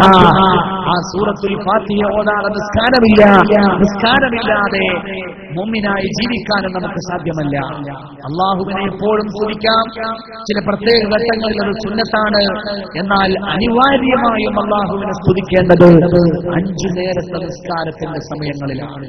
ഇതേ ബാധ്യതയോട് ചേർത്ത് അല്ലാഹു തആല പറയുകയാണ്, വലിവാലിദൈക, ഇതുപോലെ നിന്റെ മാതാപിതാക്കളോടും നന്ദി പറയണമേ. ഏത് സമയത്തും മാതാപിതാക്കളോട് നന്ദിയാവാം. ചില പ്രത്യേക സമയങ്ങളിൽ ഇത് പ്രത്യേക സുന്നത്തുമാണ്. എന്നാൽ അനിവാര്യമായും ഓരോ ദിവസം കടന്നു പോകുന്നതിന്റെ മുമ്പ് മാതാപിതാക്കൾക്ക് വേണ്ടി ദുആ ചെയ്യേണ്ടത് എപ്പോഴാണെന്നറിയുമോ? ബഅദ സ്വലവാത്ത് അൽ ഖംസിൽ മഫ്റൂദ, 5 നേരത്തെ നിസ്കാരം കഴിഞ്ഞിരുന്ന് ദുആ ചെയ്യുമ്പോഴാണ് സുഫിയാൻ ഇബ്നു ഉയൈന റളിയല്ലാഹു തആല അൻഹു പറയുകയാണ്, ഒരു മനുഷ്യൻ 24 മണിക്കൂറിനുള്ളിൽ നിർബന്ധമായും അവന്റെ മാതാപിതാക്കളെ ഓർത്തിരിക്കേണ്ടത് 5 നേരമാണ്. അത് 5 നേരത്തെ നിസ്കാരം കഴിഞ്ഞിരിക്കുന്ന ദുആയുടെ സമയത്താണ്. നിസ്കാരം കഴിഞ്ഞ് ഓടാൻ പാടില്ല. നിസ്കാരം കഴിഞ്ഞിരുന്ന് ചൊല്ലേണ്ടതായ ദിക്റുകൾ, സൂറത്തുകൾ, സ്വലാത്തുകൾ ഒക്കെ ചൊല്ലണം. അത് കഴിഞ്ഞിട്ടൊരു ദുആ, ആ ദുആയിൽ മറക്കാതെ റബ്ബിർഹംഹുമാ കമാ റബ്ബയാനി സഗീറാ, അല്ലാഹുവേ കുഞ്ഞുനാളിൽ എന്നെ പോറ്റിയതിന് പകരമായി എന്റെ മാതാപിതാക്കൾക്ക് കരുണ കാണിക്കണമേ, കരുണ വർഷിക്കണമേ അല്ലാഹ് ദുആ ചെയ്യണമെന്ന് പരിശുദ്ധ ഖുർആൻ. അത് അല്ലാഹുവിന്റെ കൽപ്പനയാണ്. 5 നേരത്തെ നിസ്കാരവും അതിനുശേഷം 5 നേരവും മാതാപിതാക്കൾക്ക് വേണ്ടി ദുആയും നമ്മുടെ ജീവിതത്തിലുണ്ടെങ്കിൽ ജീവിതം സമ്പൂർണമായും വിജയിക്കുമെന്നാണ് സ്വഹാബികൾ പറയുക. മുതിർന്ന സ്വഹാബത്തിനോട് ഇളം തലമുറയിലെ കുട്ടികളായ സ്വഹാബികൾ വന്നുകൊണ്ട് പരാതി പറയുകയാണ്, ഞങ്ങളുടെ ജീവിതത്തിൽ എന്തിന്റെയോ ഒരു കുറവുള്ളതുപോലെ തോന്നും. നമുക്ക് തോന്നാറുണ്ടല്ലോ, ചില ആളുകളുടെ വിദ്യാഭ്യാസം തന്നെ എവിടെയും എത്തൂല, പഠിപ്പ് പൂർണ്ണാവില്ല, പാതി വഴിയിൽ ഉപേക്ഷിച്ചു. ചില ആളുകൾക്ക് വിദ്യാഭ്യാസമൊക്കെ ഓക്കെയാണ്, പക്ഷെ എത്ര പഠിച്ചാലും നല്ലൊരു ജോലി കിട്ടുന്നില്ല. ചില ആളുകൾക്ക് നല്ല വിദ്യാഭ്യാസമുണ്ട്, അതിനനുസരിച്ച് അല്ലെങ്കിൽ അതിനേക്കാൾ അനുയോജ്യമായിട്ടുള്ള ജോലി കിട്ടിയിട്ടുണ്ട്, പക്ഷെ വിവാഹം ചെയ്ത് നോക്കുമ്പോ കുടുംബത്തിൽ സമാധാനമില്ല. ഭാര്യ പറയുന്നത് ഭർത്താവ് കേൾക്കുന്നില്ല, ഭർത്താവ് പറയുന്നത് ഭാര്യയും കേൾക്കുന്നില്ല. പക്ഷെ ഭാര്യയും ഭർത്താവും തമ്മിൽ പറയുന്ന നാട്ടുകാരെ മുഴുവനും കേൾക്കുന്നുണ്ട്. കുടുംബത്തിലെ കലഹം, കുടുംബത്തിലെ കലാപങ്ങൾ, ഇങ്ങനെ ഒരുപാട് പ്രശ്നങ്ങൾ നമ്മുടെ നാടുകളിലുണ്ട്. ചില ആളുകൾക്ക് നല്ല വിദ്യാഭ്യാസം, നല്ല ജോലി, നല്ല കുടുംബ ജീവിതം, പക്ഷേ നാട്ടുകാർക്കിടയിൽ ഒരു സൽകീർത്തിയില്ല. ജീവിതത്തിൽ എന്തിന്റെയോ കുറവുണ്ടെന്ന് സംശയിക്കുന്നവരാണ് ലോകത്ത് ജീവിക്കുന്ന മഹാഭൂരിഭാഗം ആളുകളും. എന്നാൽ ഈ പരാതിയുമായിട്ട് ഇളം തലമുറയിലെ ഒരു സ്വഹാബി, മുതിർന്ന ഒരു സ്വഹാബിയുടെ മുന്നിലെത്തിയാൽ ആ സ്വഹാബി ചോദിക്കുന്ന ഒന്നാമത്തെ ചോദ്യമുണ്ടാ, നീ 5 നേരം കൃത്യമായി നിസ്കരിക്കുന്നവനാണോ? സ്വഹാബി മറുപടി പറയും, ഞാൻ 5 നേരം കൃത്യമായി നിസ്കാരമുള്ളവനാ. ഉടനെ ആ മുതിർന്ന സ്വഹാബി ചോദിക്കുകയാണ്, ആ 5 നേരത്തെ നിസ്കാരം കഴിഞ്ഞാൽ കൃത്യമായി മാതാപിതാക്കൾക്ക് വേണ്ടി ദുആ നടത്താറുണ്ടോ? രണ്ടാമത്തെ ചോദ്യം അതാണ്. മിക്കപ്പോഴും ആ ചോദ്യത്തിന്റെ മറുപടി ഇല്ല എന്നായിരിക്കും. ഒരാൾ മുമ്പിൽ നിന്ന് റബ്ബിർഹംഹുമാ എന്ന് പറയാണെങ്കിൽ ഞാൻ ഉറങ്ങുകയല്ലെങ്കിൽ ആമീൻ എന്ന് പറയുന്നുണ്ടാവാം. അതിനപ്പുറത്ത് കൃത്യമായി നിസ്കരിക്കുന്നതോടൊപ്പം കൃത്യമായി മാതാപിതാക്കൾക്ക് വേണ്ടി ദുആ ചെയ്യുന്ന ശീലം എനിക്കില്ല എന്ന് മറുപടി പറഞ്ഞാൽ ഉടനെ ആ മുതിർന്ന സ്വഹാബി മറുപടി പറയുമത്രേ, എന്നാൽ എന്റെ പ്രിയപ്പെട്ട സഹോദര, ഹബീബായ റസൂലുള്ളാഹി സ്വല്ലല്ലാഹു അലൈഹി വസല്ലമയുടെ ഒരു പാഠമാ, 5 നേരം അല്ലാഹുവിന്റെ മുന്നിൽ ചെന്നുകൊണ്ട് നിസ്കരിക്കുന്നുണ്ടെങ്കിൽ ആ 5 നേരത്തെ നിസ്കാരത്തിൽ ഇരിക്കുമ്പോ മാതാപിതാക്കൾക്ക് വേണ്ടി മറക്കാതെ ദുആ ചെയ്യണേ. തർക്കുൽ ദുആഇ ലിൽവാലിദൈനി യുനഫിസുൽ ഐശ ഫിദ്ദുനിയാ. മാതാപിതാക്കൾക്ക് വേണ്ടിയുള്ള ദുആ ഉപേക്ഷിക്കുന്നവന് ഭൗതികമായ ജീവിതത്തിൽ എപ്പോഴും എന്തിന്റെയും ഒരു കുറവുണ്ടാകുമെന്ന്. ഭൗതികമായ ലോകത്ത് എപ്പോഴും എന്തിന്റെയും ഒരു കുറവുണ്ടാവും. ചിലപ്പോ വിദ്യാഭ്യാസത്തിന്റെ കുറവ്, ചിലപ്പോ ജോലിയുടെ കുറവ്, ചിലപ്പോ സമാധാനത്തിന്റെ കുറവ്, ചിലപ്പോ സൽകീർത്തിയുടെ അഭാവം, ഇങ്ങനെ എന്തെങ്കിലും ഒരു കുറവ് എപ്പോഴും ഭൗതികമായ ജീവിതത്തിൽ ഉണ്ടാവും. മാതാപിതാക്കൾക്ക് വേണ്ടി കൃത്യമായി ദുആ ചെയ്യാത്തവർക്ക് എന്ന് മുതിർന്നവരായ സഹാബത്ത് ഇളം തലമുറക്ക് പഠിപ്പിച്ചു കൊടുത്തിരുന്നു എന്ന് ചരിത്രം പറയുന്നുണ്ട്. മനസ്സിലാക്കിക്കോ ചെറുപ്പക്കാര, 5 നേരം കൃത്യമായി നിസ്കരിക്കുക. ആ നിസ്കാരങ്ങൾക്ക് ശേഷം കൃത്യമായി മാതാപിതാക്കൾക്ക് വേണ്ടി ദുആ ചെയ്യുക. അതൊരു ശീലമായി നമ്മുടെ ജീവിതത്തിൽ ഉണ്ടായാൽ ഇൻഷാ അല്ലാഹ് അല്ലാഹു നമ്മെ അനുഗ്രഹിക്കുന്നതാണ്. റമളാൻ എല്ലാ ശീലങ്ങളും കൊണ്ടുവരാൻ സഹായിക്കുന്ന മാസമാണ്. നമുക്ക് പറ്റൂല എന്ന് തോന്നുന്ന കാര്യങ്ങൾ പോലും പറ്റുന്ന മാസമാണ് റമളാൻ. ബിസ്മാർക്ക് എന്ന് പറയുന്ന ഉരുക്കു മനുഷ്യനായ ഒരാളുണ്ടായിരുന്നു. വലിയ ചാൻസലറാണ്, ഭരണാധികാരിയാണ്, പോരാളിയാണ്. അദ്ദേഹത്തിന് തോൽപ്പിക്കാൻ ആരെയും പ്രയാസമില്ല. പക്ഷെ അദ്ദേഹത്തിന് തോൽപ്പിക്കാൻ പറ്റാത്തൊരൊറ്റ സംഭവം സ്മോക്കിംഗ്, പുകവലി. സിഗരറ്റിനെ തോൽപ്പിക്കാൻ അദ്ദേഹം ഒരുപാട് പണിയെടുത്തു, ജയിച്ചില്ല. ഏത് ശത്രു വന്നാലും പരാജയപ്പെടുത്തുന്ന ആളാ. പക്ഷേ സിഗരറ്റിനെ പരാജയപ്പെടുത്താൻ പറ്റൂല. ഒരു ദിവസം ജർമ്മനിയിൽ വലിയ ഒരു യുദ്ധമുണ്ടായി. 15 ദിവസത്തോളം അത് നീണ്ടുനിന്നു. ഘോരമായ യുദ്ധമാണ്. മുമ്പെങ്ങുമില്ലാത്ത വിധം ശക്തരായ എതിരാളികളാണ്. പോരാളിയായ ബിസ്മാർക്കിന് വിശ്രമമില്ല, ഊണില്ല, ഉറക്കമില്ല, മറ്റു ചിന്തകളൊന്നുമില്ല. മരണപ്പെട്ടു പോകുമാറുള്ള ഭയപ്പാടോടെ അല്ലാതെ പ്രാണത്തോടുകൂടി യുദ്ധം ചെയ്യുകയാണ്. 2 ആഴ്ച കാലം യുദ്ധം ചെയ്ത് യുദ്ധം വിജയിച്ചു. ജയിച്ചുകൊണ്ട് വന്നപ്പോ യുദ്ധം ജയിച്ചതിന്റെ സന്തോഷമല്ല, ബിസ്മാർക്കിന്റെ മനസ്സിലുള്ളത് മറ്റൊരാഹ്ലാദമാണ്. ഈ 15 ദിവസത്തിനിടയിൽ ഒരിക്കൽ പോലും താൻ പുക വലിച്ചിട്ടില്ല. 15 ദിവസത്തോളം ഞാൻ സിഗരറ്റ് തൊട്ടിട്ടില്ല. എനിക്ക് സിഗരറ്റ് ഇല്ലാതെ ജീവിക്കാൻ കഴിയും എന്ന് ബോധ്യപ്പെട്ടത് ഈ യുദ്ധത്തിലൂടെയാണ്. ബിസ്മാർക്ക് തീരുമാനിച്ചു, 15 ദിവസം എനിക്കതിന് സാധിച്ചിട്ടുണ്ടെങ്കിൽ ഇനിയുള്ള കാലവും എനിക്ക് സാധിക്കുമെന്ന്. അതുപോലെ പരിശുദ്ധ റമളാനിലെ ഈ 30 ദിനരാത്രങ്ങളിൽ നമുക്ക് സാധിക്കുന്ന ഒരുപാട് അത്ഭുതങ്ങളുണ്ട്. അതിൽപ്പെട്ട ഒന്നാണ് കൃത്യമായി നിസ്കരിക്കുകയും കൃത്യമായി മാതാപിതാക്കൾക്ക് വേണ്ടി ദുആ നടത്തുകയും ചെയ്യുക. ഒന്ന് പരിശ്രമിച്ചാൽ നമുക്കൊക്കെ സാധിക്കുന്ന കാര്യമാണ്. റമളാനിൽ ഇങ്ങനെ ഒരു ശീലം നമ്മൾ ഉണ്ടാക്കിയെടുത്ത് അത് നമ്മുടെ ഭാവി ജീവിതത്തിലേക്ക് മരണം വരെ തുടരുന്ന ഒരു ശീലമാക്കി നാം വളർത്തിയെടുത്താൽ ഇൻഷാ അല്ലാഹ് നമുക്ക് ജീവിതത്തിൽ വിജയിക്കാൻ കഴിയും. അല്ലാഹു തആല അനുഗ്രഹിക്കുമാറാകട്ടെ. എന്റെ പ്രിയപ്പെട്ടവരെ, മാതാപിതാക്കളുടെ ബാധ്യതകൾ പറയുമ്പോ വന്ന വഴിയെ സംബന്ധിച്ച് നമ്മൾ ആലോചിക്കുമ്പോൾ ഏറ്റവും ഗൗരവത്തോടുകൂടെ പറയേണ്ടത് ഉമ്മയുടെ വിഷയമാണ്. എന്തുകൊണ്ട് എന്ന് എല്ലാവർക്കും അറിയാം. إن كان بر الوالدين مقدما فما يستوي في بره الأب والأم. മാതാപിതാക്കളുടെ ബാധ്യതകളെ കുറിച്ച് നമ്മൾ കേവലമായി പറയുമെങ്കിലും ഉമ്മയോടുള്ള ബാധ്യത അത് പിതാവിന്റെ ബാധ്യതയേക്കാൾ എത്രയോ വലുതാണ്, എത്രയോ ശക്തമാണ്.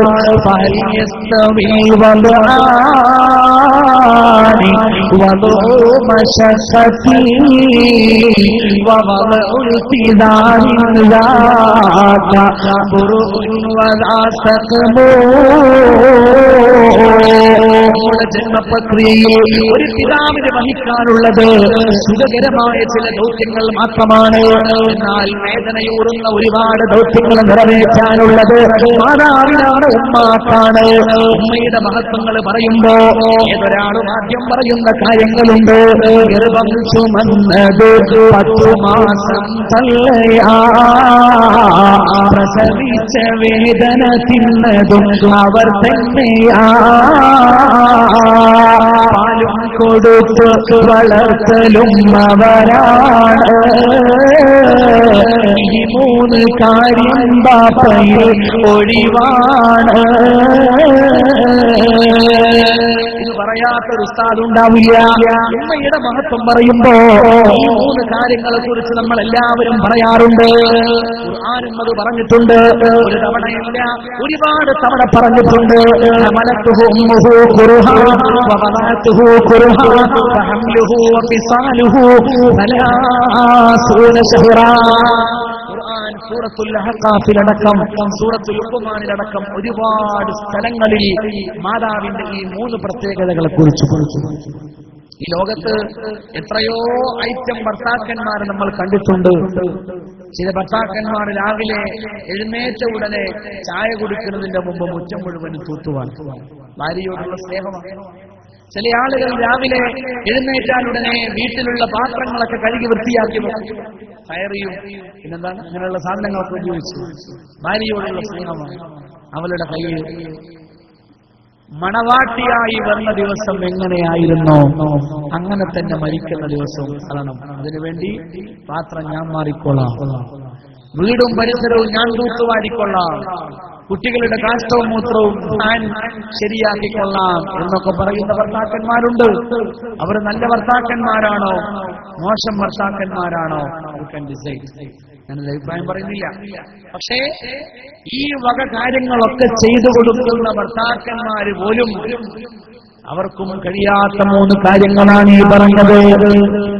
ഗർഭം ചുമക്കുന്ന സമയത്ത് ഭാര്യയുടെ വിഷമം കാണുമ്പോ, അവളുടെ ഛർദി കാണുമ്പോ, ഓക്കാനം കാണുമ്പോ, പ്രയാസങ്ങൾ കാണുമ്പോ, പെണ്ണെ നീ എന്തിനാണ് കഷ്ടപ്പെടുന്നത്, ആ ഭാരം എന്റെ ചുമലിനങ്ങ് വെച്ചുതാ എന്ന് പറയാൻ ഒരു ഭർത്താവിന് സാധ്യമല്ല.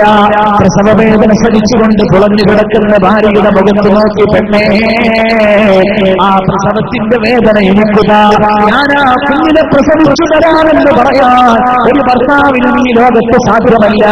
കരയുന്ന കുഞ്ഞിനെ മുലയൂട്ടാൻ ഒരു ഭർത്താവിനെ കൊണ്ടും സാധ്യമല്ല. എന്നാൽ എന്റെ പ്രിയപ്പെട്ടവരെ, ഗർഭം ചുമക്കുന്നതോ പ്രസവിക്കുന്നതോ മുലയൂട്ടുന്നതോ മാത്രമല്ല, ഒരു മാതാവെന്ന് പറഞ്ഞാൽ മരണം വരെ നീണ്ടു നിൽക്കുന്ന ഒരു വലിയ സ്നേഹബന്ധത്തിന്റെ പേരാണ്. മാതൃത്വം എന്ന് പറയുന്നത് നിലക്കാത്ത സ്നേഹത്തിന്റെ നാമമാണ്, നിലക്കാത്ത സ്നേഹത്തിന്റെ നാമമാണ്. മഹാനായ സയ്യിദുനാ കലീമുല്ലാഹി മൂസ അലൈഹിസ്സലാത്തു വസ്സലാം ഖുർആൻ പറഞ്ഞു തരികയാണ് ആ കഥ.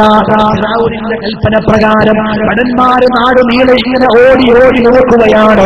ആളുകളെ കുഞ്ഞുങ്ങളെ പിടിച്ചുകൊണ്ടുവരാൻ, കടുത്തറുത്ത് കൊലപ്പെടുത്താൻ, കഷ്ണം കഷ്ണമായി വെട്ടി നോക്കിയിട്ട് നൈൽ നദിയിലേക്ക് വലിച്ചെറിയാൻ. അപ്പോഴാണ് മൂസാ നബിയുടെ മാതാവിന് അല്ലാഹു വഹി കൊടുക്കുന്നത്, ഒരു താബൂത്തിലേക്ക്, മരപ്പെട്ടിയിലേക്ക് തന്റെ കുഞ്ഞിനെ നിക്ഷേപിക്കുവാൻ, ആ മരപ്പെട്ടി നൈൽ നദിയിലൂടെ ഒഴുക്കിവിടാൻ അല്ലാഹുവിന്റെ കൽപ്പനയാണ്, അല്ലാഹുവിന്റെ ഇൽഹാമാണ്, അല്ലാഹുവിന്റെ ദിവ്യമായ സന്ദേശമാണ്. അനുസരിക്കാതിരിക്കാൻ മാർഗമില്ല. വളർന്നു വരുന്ന കുഞ്ഞ്, ജീവന്റെ ജീവനായ കുഞ്ഞ്, ആ കുഞ്ഞിനെ നൈൽ നദിയുടെ ഓളപ്പരപ്പിലേക്ക് വെട്ടിയിലാക്കി നിക്ഷേപിച്ചു കൊടുക്കുന്ന ആ പ്രിയപ്പെട്ട ഉമ്മയുടെ മനസ്സെങ്ങനെയാണ് ഖുർആൻ പറഞ്ഞു തരുന്നു. അസ്ബഹ ഫുആദു ഉമ്മി മൂസാ ഫാരിഗാ. താബൂത്തിലേക്ക്, മരപ്പെട്ടിയിലേക്ക് എന്റെ കുഞ്ഞുമോനെ വെച്ചു കൊടുക്കുന്ന സമയത്ത് അസ്ബഹ ഫുആദു ഉമ്മി മൂസാ ഫാരിഗാ. അല്ലാഹു തആല പറയുന്നു, ആ ഉമ്മയുടെ മനസ്സ് ശൂന്യമായി പോയി. ബേജാറായി എന്ന് പറഞ്ഞാൽ അതൊരു കരണ്ടാണ് സംസാരം. അല്ലാഹു തആല അങ്ങനെ പറഞ്ഞില്ല. വഅസ്ബഹ ഫുആദു ഉമ്മി മൂസാ ഫാരിഗാ. കുഞ്ഞിനെ ഉപേക്ഷിക്കുന്ന സമയത്ത് ആ ഉമ്മയുടെ മനസ്സ് ശൂന്യമായി പോയി. ആ മനസ്സിൽ ഒന്നുമില്ല. ഒരപകടം വരുമ്പോ അങ്ങനെയാണല്ലോ, പെട്ടെന്ന് നമ്മുടെ മനസ്സിൽ ഒരു ചിന്ത ഉണ്ടാവില്ല, ഞാൻ അകത്ത് അരിച്ചുപോയി. ആ ഒരവസ്ഥയാണ് കുഞ്ഞിനെ ഉപേക്ഷിച്ചപ്പോൾ മൂസാ നബിയുടെ ഉമ്മാക്കുണ്ടായതെന്ന് ഖുർആൻ.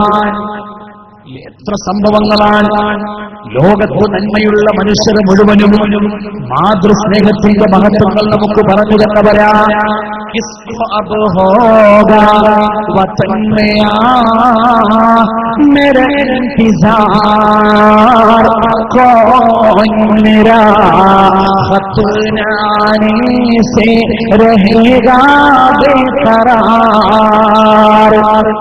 മരണപ്പെട്ടു പോയപ്പോ ദിവംഗതയായ നിര്യാതയായി കടന്നുപോയ ഉമ്മയുടെ കബറടത്തിൽ വന്ന് പൊട്ടിക്കരഞ്ഞു ദുആ ചെയ്യുന്ന അല്ലാമ ഇഖ്ബാലിന്റെ മനസ്സിലേക്ക് ഒരു കവിതാ സല്ലജം കടന്നു വരികയാണ്.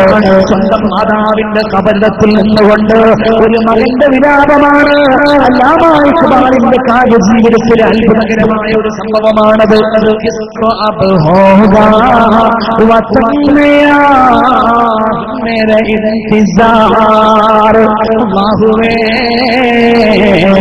ഞാൻ എവിടെയെങ്കിലും യാത്ര പോയാൽ തിരിച്ചു വരുന്നതും കാത്ത് വഴിക്കണ്ണുമായി കാത്തിരിക്കുന്ന എന്റെ ഉമ്മയെ തിരിച്ചു വരാൻ ഈ ലോകത്തിൽ ഇനി ആർക്കാണ് സാധിക്കുക? ഒരു നിമിഷം ഞാൻ വരാൻ വൈകിപ്പോയാൽ എന്നെ ഓർത്തുകൊണ്ട് കണ്ണീർ പൊടിക്കുന്ന ഉമ്മ ലോകത്ത് ബുദ്ധിയുള്ള മുഴുവൻ മനുഷ്യരും മാതൃസ്നേഹത്തിന്റെ മാധുര്യത്തെ സംബന്ധിച്ച് പാടിയവരും പറഞ്ഞവരുമാണെന്ന് ചരിത്രം പരിശോധിച്ചാൽ നമുക്ക് മനസ്സിലാക്കാൻ കഴിയുന്ന ഒരു സംഭവമാണ്. നമ്മുടെയൊക്കെ ഉമ്മമാരെ കുറിച്ച് ഒരുപാട് ഓർമ്മകളും ഒരുപാട് സ്മരണകളും നമ്മുടെ മനസ്സിലുണ്ട്. നമ്മൾ പലപ്പോഴും അത് ഓർക്കാത്തത് നമ്മൾ അവരെ നിത്യവും കാണുന്നത്. ഉമ്മമാര് മരിച്ചുപോയാൽ ഉമ്മമാരുടെ നഷ്ടം നമ്മൾ അനുഭവിക്കുമ്പോഴാണ്, നികത്താനാവാത്ത ആ നഷ്ടത്തിന്റെ വേദനയിൽ നീറിയിട്ട് കഴിയുമ്പോഴാണ് എന്റെ ഉമ്മ ഇങ്ങനെ ആയിരുന്നല്ലോ എന്ന് നമ്മൾ ചിന്തിക്കുന്നത്.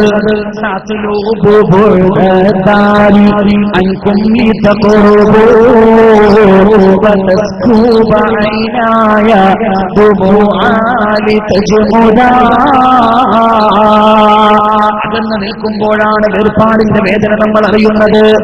പ്രവാസികളായ സഹോദരങ്ങൾക്കിടയിൽ മാതാപിതാക്കളെ കുറിച്ച് ഞാൻ എന്ന് സംസാരിച്ചിട്ടുണ്ടോ അപ്പോഴൊക്കെ സദസ്സ് വികാരഭരിതമായിട്ടുണ്ട്.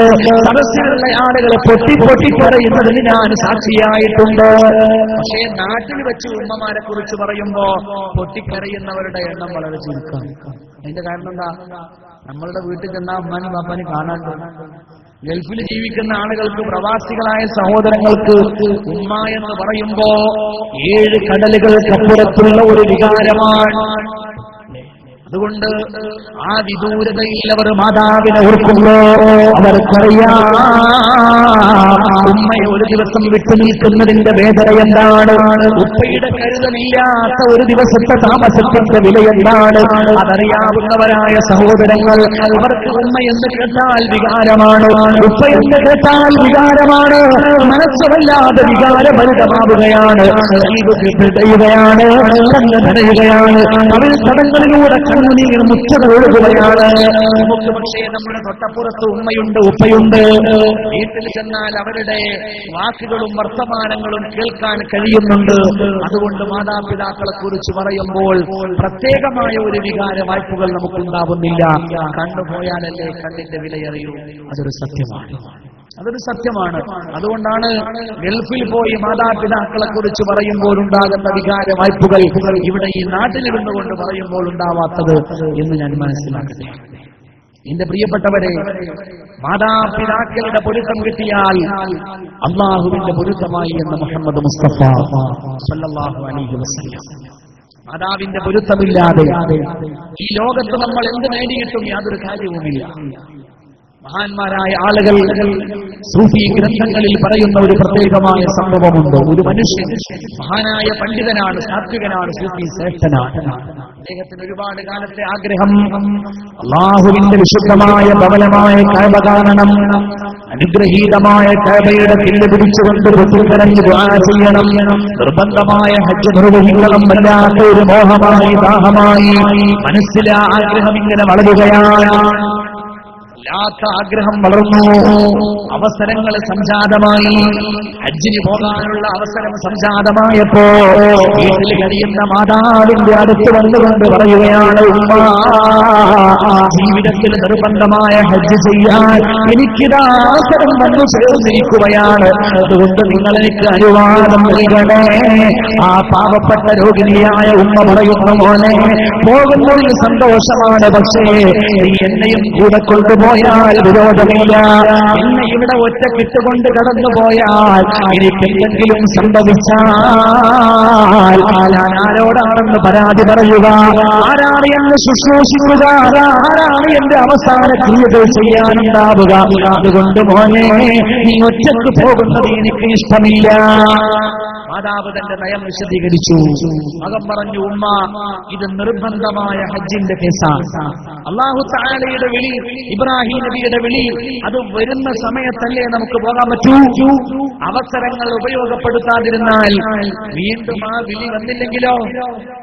ഹജ്ജിന് അങ്ങനെയാണല്ലോ, സമ്പത്തുണ്ടായിട്ടോ വേറെ എന്തെങ്കിലും സംഭവങ്ങൾ ഉണ്ടായിട്ടോ കാര്യമില്ല, അതിനൊരു പ്രത്യേകമായ വിധി തന്നെ വരും.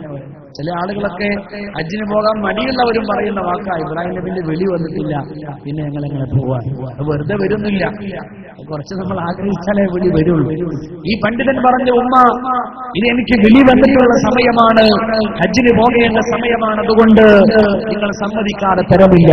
മാത്രമല്ല, നിർബന്ധമായ ഹജ്ജാണ് ആദ്യത്തെ ഹജ്ജ്.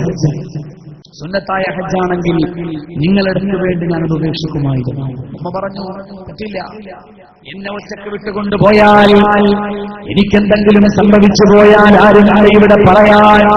മകൻ ന്യായം കണ്ടെത്തി, ഉമ്മാക്കിപ്പോൾ നിലവിൽ യാതൊരു കുഴപ്പവുമില്ല. നിലവിൽ യാതൊരു കുഴപ്പവുമില്ലാത്ത ഉമ്മ എന്തിനാണ് ഭയപ്പെടുന്നത്? നിലവിൽ യാതൊരു രോഗവുമില്ലാതെ പരിപൂർണ ആരോഗ്യവതിയായി താമസിക്കുന്ന ഉമ്മ,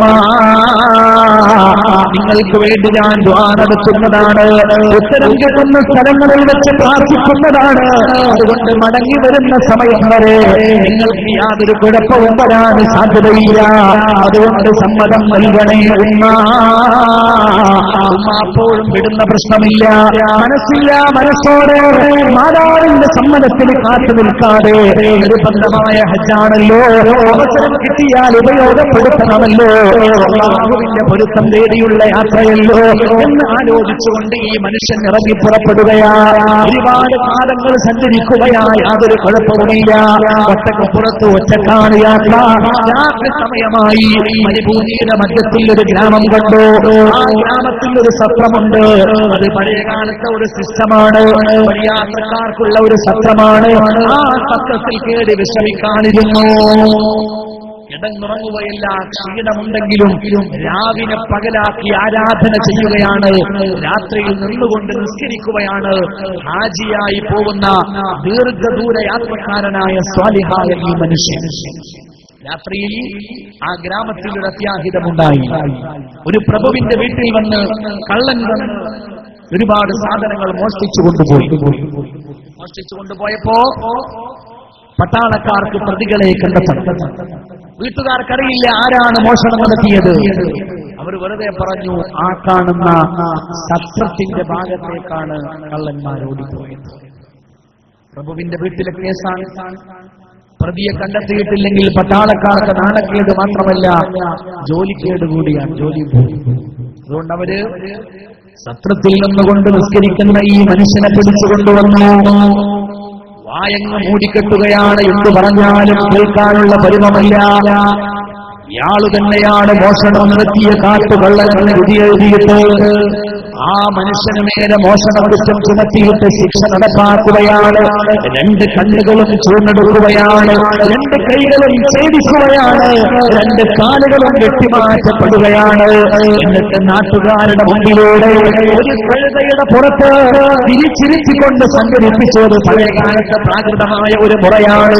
കഴുതയുടെ പുറത്ത് ഓപ്പോസിറ്റായി തിരിച്ചിരുത്തിയിട്ട് ജനങ്ങളുടെ മുമ്പാകെ നടത്തിയിട്ട് വിളിച്ചു പറഞ്ഞു, പട്ടാളക്കാര്, ഈ ഇരിക്കുന്ന മനുഷ്യരുണ്ടല്ലോ, കണ്ണുകൾ ചൂണ്ടെടുക്കപ്പെട്ട്, കൈകൾ ഛേദിക്കപ്പെട്ട്, കാലുകൾ വെട്ടിമുറിക്കപ്പെട്ട്, നാണം കെട്ടുകൊണ്ട് കഴുതപ്പുറത്ത് തിരിഞ്ഞിരിക്കുന്ന മനുഷ്യനുണ്ടല്ലോ, ഇതാണ് നമ്മുടെ നാട്ടിൽ കളവ് നടത്തിയവന് കിട്ടുന്ന ശിക്ഷ. ജനങ്ങൾ ഇങ്ങനെ കൈകൊട്ടി ആഘോഷത്തോടെ ആരവങ്ങളോടുകൂടെ കള്ളനെ കാണുകയാണ്. ആ സമയത്ത് കഴുതപ്പുറത്തിരിക്കുന്ന ഈ മനുഷ്യൻ പറഞ്ഞു, നാട്ടുകാരെ, ഈ മാരകമായ ശിക്ഷ അത് നിങ്ങളുടെ നാട്ടിൽ കളവ് നടത്തിയവന് കിട്ടുന്ന ശിക്ഷയല്ല, മറിച്ച് ആർക്കുള്ള ശിക്ഷയാണെന്നറിയുമോ? ഉമ്മയുടെ സമ്മതമില്ലാതെ, മാതാവിന്റെ പൊരുത്തമില്ലാതെ ഹജ്ജിന് പുറപ്പെടുന്നവന് കിട്ടുന്ന ശിക്ഷയാണ്.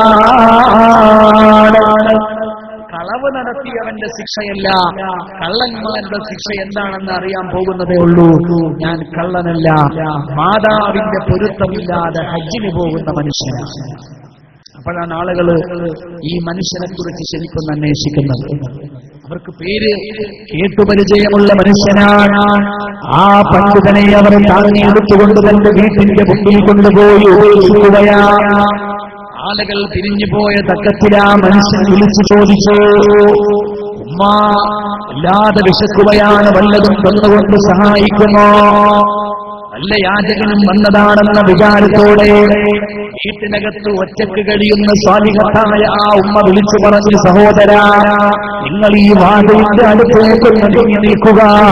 എനിക്ക് നിങ്ങളുടെ അടുത്തേക്ക് നടന്നു വരാൻ ലജ്ജയാണ്. ഒരു പെണ്ണിന്റെ ഈമാനിന്റെ ഏറ്റവും വലിയ ലക്ഷണമാണല്ലോ ലജ്ജ. ഈ സ്വാലിഹത്തായ ഉമ്മ പറഞ്ഞു, സഹോദരാ, നിനക്ക് സാധ്യമാണെങ്കിൽ ഇതിനെ ഈ വാതിലിന്റെ അടുത്തേക്ക് നടന്നു വരിക. ഞാൻ നിന്റെ അടുത്തേക്ക് നടന്നു വരുന്നതല്ല, വീട്ടിൽ നിന്ന് ഞാൻ പുറത്തിറങ്ങാറില്ല, ഞാൻ ഒറ്റക്ക് താമസിക്കുന്ന ഒരു പെണ്ണാണ്. അയാള് പറഞ്ഞു, എനിക്ക് കാലുകളില്ല, 2 കാലുകളും വെട്ടുമാറ്റപ്പെട്ട ഒരു മനുഷ്യനാണ് ഞാൻ, എനിക്ക് നടക്കാൻ സാധ്യമല്ല. ആ സമയത്ത് ഈ ഉമ്മ വിളിച്ചു പറഞ്ഞു വീടിന്റെ ഉൾഭാഗത്ത് നിന്ന്, എന്നാൽ സഹോദര, ഞാൻ എങ്ങനെയാണ് പുറത്തേക്ക് വരിക? നിങ്ങളൊരു അന്യപുരുഷനല്ലേ, നിങ്ങൾ എന്നെ കാണുകയില്ലേ? നിങ്ങളുടെ കണ്ണുകൾ കൊണ്ട് എന്നെ നോക്കിയാൽ ഞാൻ പങ്കാളിയാവില്ലേ? ഈ സമയത്ത് ഈ മനുഷ്യൻ പറഞ്ഞു, ഉമ്മ, നിങ്ങളെ പേടിക്കാതെ എന്റെ അടുത്തേക്ക് വരിക. നിങ്ങളെ കാണാൻ എനിക്ക് കണ്ണുകളില്ല, എന്റെ 2 കണ്ണുകളും ചൂർന്നെടുക്കപ്പെട്ടിരിക്കുകയാണ്. ആ ഉമ്മ പുറത്തേക്ക് വന്നു. പുറത്തേക്ക് വന്നുകൊണ്ട് ആളെ നോക്കാതെ വിളിച്ചു പറഞ്ഞു, സഹോദര, നിങ്ങളുടെ 2 കൈകളിൽ ഇങ്ങനെ ഉയർത്തി പിടിക്കുക, എന്റെ സഹായം ഞാൻ നിങ്ങളുടെ കൈകളിലേക്ക് നിക്ഷേപിച്ചു തരാം. ആ സമയത്ത് കുട്ടി പറഞ്ഞു, ഈ മകൻ പറഞ്ഞു, എനിക്ക് 2 കൈകളുമില്ല, നിങ്ങളുടെ സഹായം സ്വീകരിക്കാൻ, നിങ്ങൾ നൽകാൻ ഉദ്ദേശിക്കുന്ന സഹായം എന്റെ വായിലേക്ക് വെച്ചു തന്നെങ്കിൽ മാത്രമേ എനിക്കത് സ്വീകരിക്കാൻ കഴിയൂ. ഈ പെണ്ണ് പറഞ്ഞു, മുഖത്ത് നോക്കാതെ പറഞ്ഞു, സാധ്യമല്ല. ഒരന്യപുരുഷനായ നിന്റെ വായിലേക്ക് എന്റെ കൈകൾ ഞാൻ എങ്ങനെയാ വെച്ചു തരിക? ആ സമയത്ത് ആ മകനാ ഉമ്മയുടെ കാൽക്കലങ്ങ് വീഴുകയാ.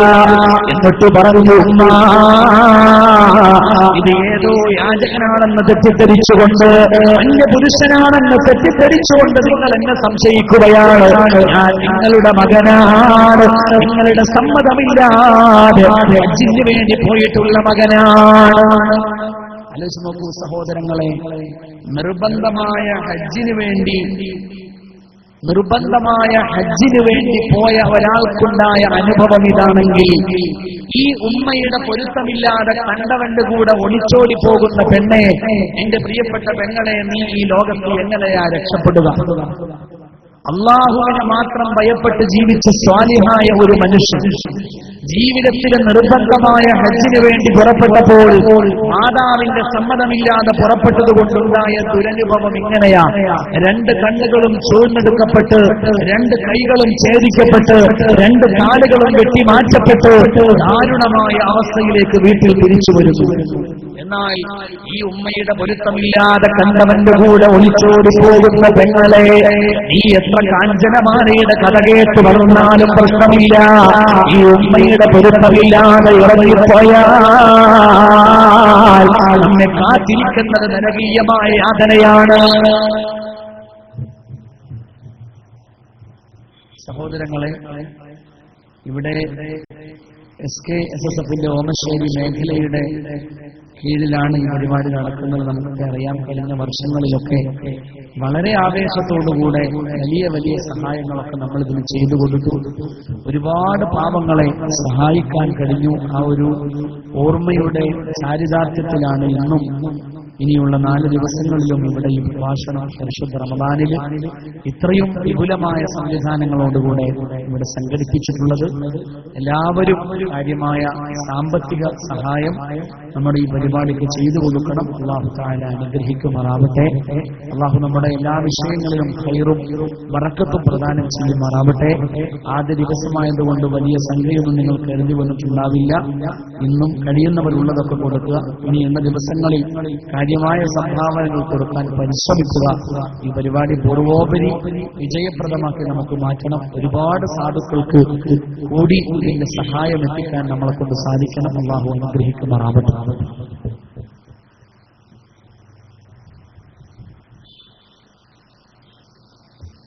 ഉമ്മയുടെ പൊരുത്തമില്ലാതെ ഹജ്ജിന് പോയ ഒരു മനുഷ്യനുണ്ടായ ദുരനുഭവം എത്രമാത്രമെങ്കിൽ ആ ഉമ്മയുടെ അല്ലെങ്കിൽ ഉപ്പയുടെ പൊരുത്തമില്ലാതെ ഏതെങ്കിലും ഒരു ഹറാമിന് വേണ്ടി ഇറങ്ങിത്തിരിക്കുന്ന ഒരാൾ അവരെങ്ങനെ ജീവിതത്തിൽ രക്ഷപ്പെടും? ഒളിച്ചോടിപ്പോകുന്ന പെണ്ണ് രക്ഷപ്പെടുമെന്നാണ് കാഞ്ചനമാലയുടെ മൊയ്തീന്റെ ഒക്കെ കഥ കേട്ടിട്ട് നമ്മുടെ പാവപ്പെട്ട പെൺകുട്ടികൾ മനസ്സിലാക്കി വെച്ചിട്ടുണ്ട്. സിനിമ കാണുമ്പോ അല്ലെങ്കിൽ വനിത വായിക്കുമ്പോ അതിൽ നിന്ന് കിട്ടുന്ന സന്ദേശം ഒരുപക്ഷെ അങ്ങനെ ആയിരിക്കും.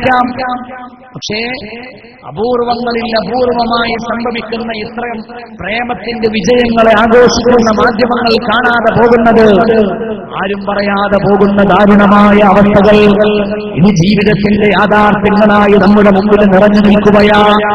ജീവിതത്തിൽ ഒരിക്കലും ഗുണം പിടിക്കാത്തൊരു വിഭാഗമുണ്ടെങ്കിൽ അത് മാതാപിതാക്കളുടെ പൊരുത്തമില്ലാതെ ജീവിക്കുന്നവരാ.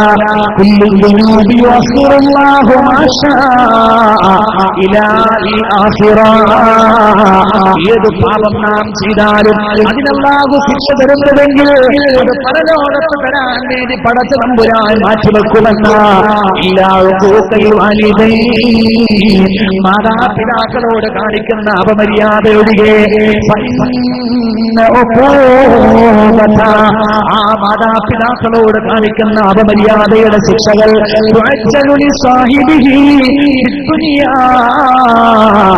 ദുനിയാവിൽ വെച്ച് തന്നെ ആ മനുഷ്യൻ അല്ലാഹു എത്തിച്ചു കൊടുക്കുമെന്ന് മുഹമ്മദ് മുസ്തഫ സല്ലല്ലാഹു അലൈഹി വസല്ലം.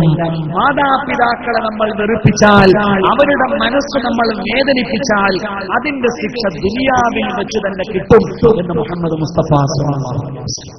അത് പരലോകത്തേക്ക് പിന്തിക്കാത്ത ഒരു കാര്യം. കാരണം ഈ മാതാപിതാക്കൾ തന്നെ കാണണം അവരെ അപമാനിച്ചതുകൊണ്ട് നമ്മുടെ മക്കൾക്കുണ്ടായിട്ടുള്ളത്. അതിനുവേണ്ടി ദുനിയാവിൽ വെച്ച് തന്നെ അള്ളാഹു അതിന്റെ ശിക്ഷ കൊടുക്കുമെന്ന് റസൂലുള്ളാഹി സ്വല്ലല്ലാഹു അലൈഹി വസല്ലം. എത്രയോ അനുഭവങ്ങൾ. അതുകൊണ്ടാണ് മഹാന്മാരായ സ്വഹാബികളുടെ കാലത്ത് സ്വന്തം മാതാപിതാക്കൾക്ക് ഇഷ്ടമില്ലാത്ത പെണ്ണിനെ പോലും സ്വഹാബികളായ ചെറുപ്പക്കാരെ വെച്ച് പൊറുപ്പിക്കുമായിരുന്നില്ല. ഇസ്ലാമിക ശരീഅത്തില് ത്വലാഖ് ഏറ്റവും വെറുക്കപ്പെട്ട ഒരു സംഭവമാണ്. അബഗദുൽ ഹലാൽ, ഹലാലാക്കിയെങ്കിലും അല്ലാഹുവിന് ഏറ്റവും ദേഷ്യമുള്ള സംഭവമാണ് ത്വലാഖ്. ആ ത്വലാഖിന് സാധാരണ വരുന്ന വിധികളിൽ 5 വിധികളും വരുന്നുണ്ട്. ഹറാമാകുന്ന സന്ദർഭമുണ്ട്, കറാഹത്താകുന്ന സന്ദർഭമുണ്ട്, സുന്നത്താകുന്ന സന്ദർഭമുണ്ട്, വാജിബാകുന്ന ഘട്ടമുണ്ട്, കേവലമായ ഹലാലാകുന്ന ഘട്ടമുണ്ട്. സുന്നത്താകുന്ന ഘട്ടങ്ങളെ വിശദീകരിച്ചത് മാതാപിതാക്കളുമായി ബന്ധപ്പെടുത്തിയാണ്.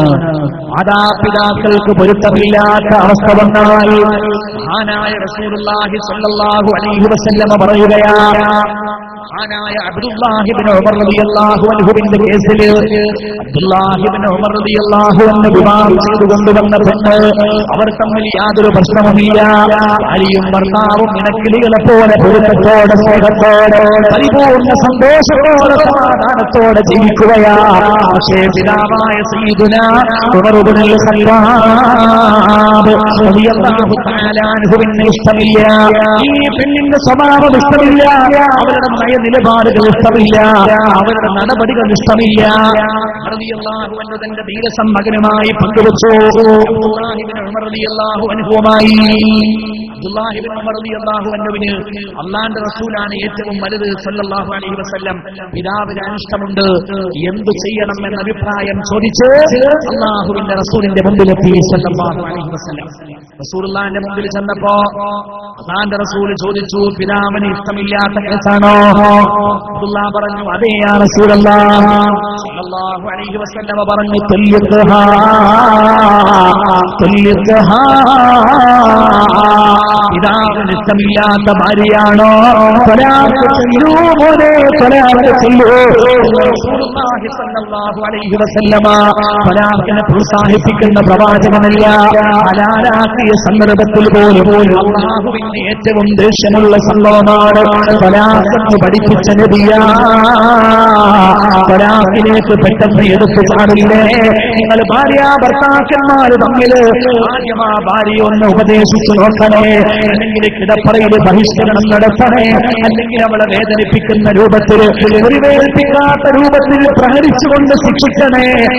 അതുകൊണ്ടും സാധിക്കുന്നില്ലെങ്കിൽ കുടുംബത്തിലുള്ള കാരണവന്മാരെ വിളിച്ചുകൊണ്ട് പരിഹരിക്കണേ. അതിനും സാധ്യമല്ലെങ്കിൽ എല്ലാ നിബന്ധനകളും പാലിച്ച് എല്ലാ നിയമങ്ങളും പാലിച്ചുകൊണ്ട് പരിപൂർണ മര്യാദകളോടുകൂടെ മാന്യതയോടെ ത്വലാഖ് ചൊല്ലണേ എന്ന് പഠിപ്പിച്ച പ്രവാചകൻ മുഹമ്മദ് മുസ്തഫ സല്ലല്ലാഹു അലൈഹി വസല്ലം. ത്വലാഖ് എന്ന് പറയുമ്പോൾ ഏറ്റവും ഭീകരമായ ഒരു സംഭവമായി കാണുകയും അങ്ങനെ കാണാൻ സമൂഹത്തെ പഠിപ്പിക്കുകയും ചെയ്ത റസൂലുള്ളാഹി സ്വല്ലല്ലാഹു അലൈഹി വസല്ലമ തങ്ങൾ പിതാവിന് ഇഷ്ടമില്ലാത്ത പെണ്ണാണ് എന്റെ പെണ്ണ് എന്ന് അബ്ദുല്ലാഹി ഇബ്നു ഉമർ റളിയല്ലാഹു അൻഹു എന്ന് പറഞ്ഞപ്പോ ഉടനെ പറഞ്ഞു, തല്ലിഖഹാ, അവളെ നീ തലാഖ് ചെയ്യൂ. കാരണം എന്താ? അതിനേക്കാളും ഗൗരവമുള്ള വിഷയമാണ് മാതാപിതാക്കളുടെ പൊരുത്തമില്ലാതെ ജീവിക്കുക എന്നത്. അതുകൊണ്ടാണ് ത്വലാഖ് ഏറ്റവും ഗൗരവത്തിൽ കാണാൻ പഠിപ്പിച്ച അതേ നബി സല്ലല്ലാഹു അലൈഹി വസല്ലമ തങ്ങൾ ത്വലാഖിനെ സംബന്ധിച്ച് യാതൊരു പ്രശ്നവുമില്ലാത്തതുപോലെ ത്വല്ലിഖഹാ എന്നൊരൊറ്റടിക്ക് പറഞ്ഞത് മാതാപിതാക്കളുടെ പൊരുത്തമില്ലാത്ത ജീവിതം ഇതിനേക്കാളും മാരകമായത്. മുള്ളെടുക്കാൻ മുള്ളുവാണല്ലോ. അതുകൊണ്ടാണ് പിതാവിന്റെ പൊരുത്തം കിട്ടാൻ ഈ ത്വലാഖ് ചൊല്ലുകയാണ് വഴിയെങ്കിലത് ചൊല്ലടാ എന്ന് അബ്ദുല്ലാഹി ഇബ്നു ഉമർ റളിയല്ലാഹു അൻഹുവിനോട് അല്ലാഹുവിന്റെ റസൂൽ പറഞ്ഞത് സല്ലല്ലാഹു അലൈഹി വസല്ലം. അത്രയും പ്രധാനമാണത്.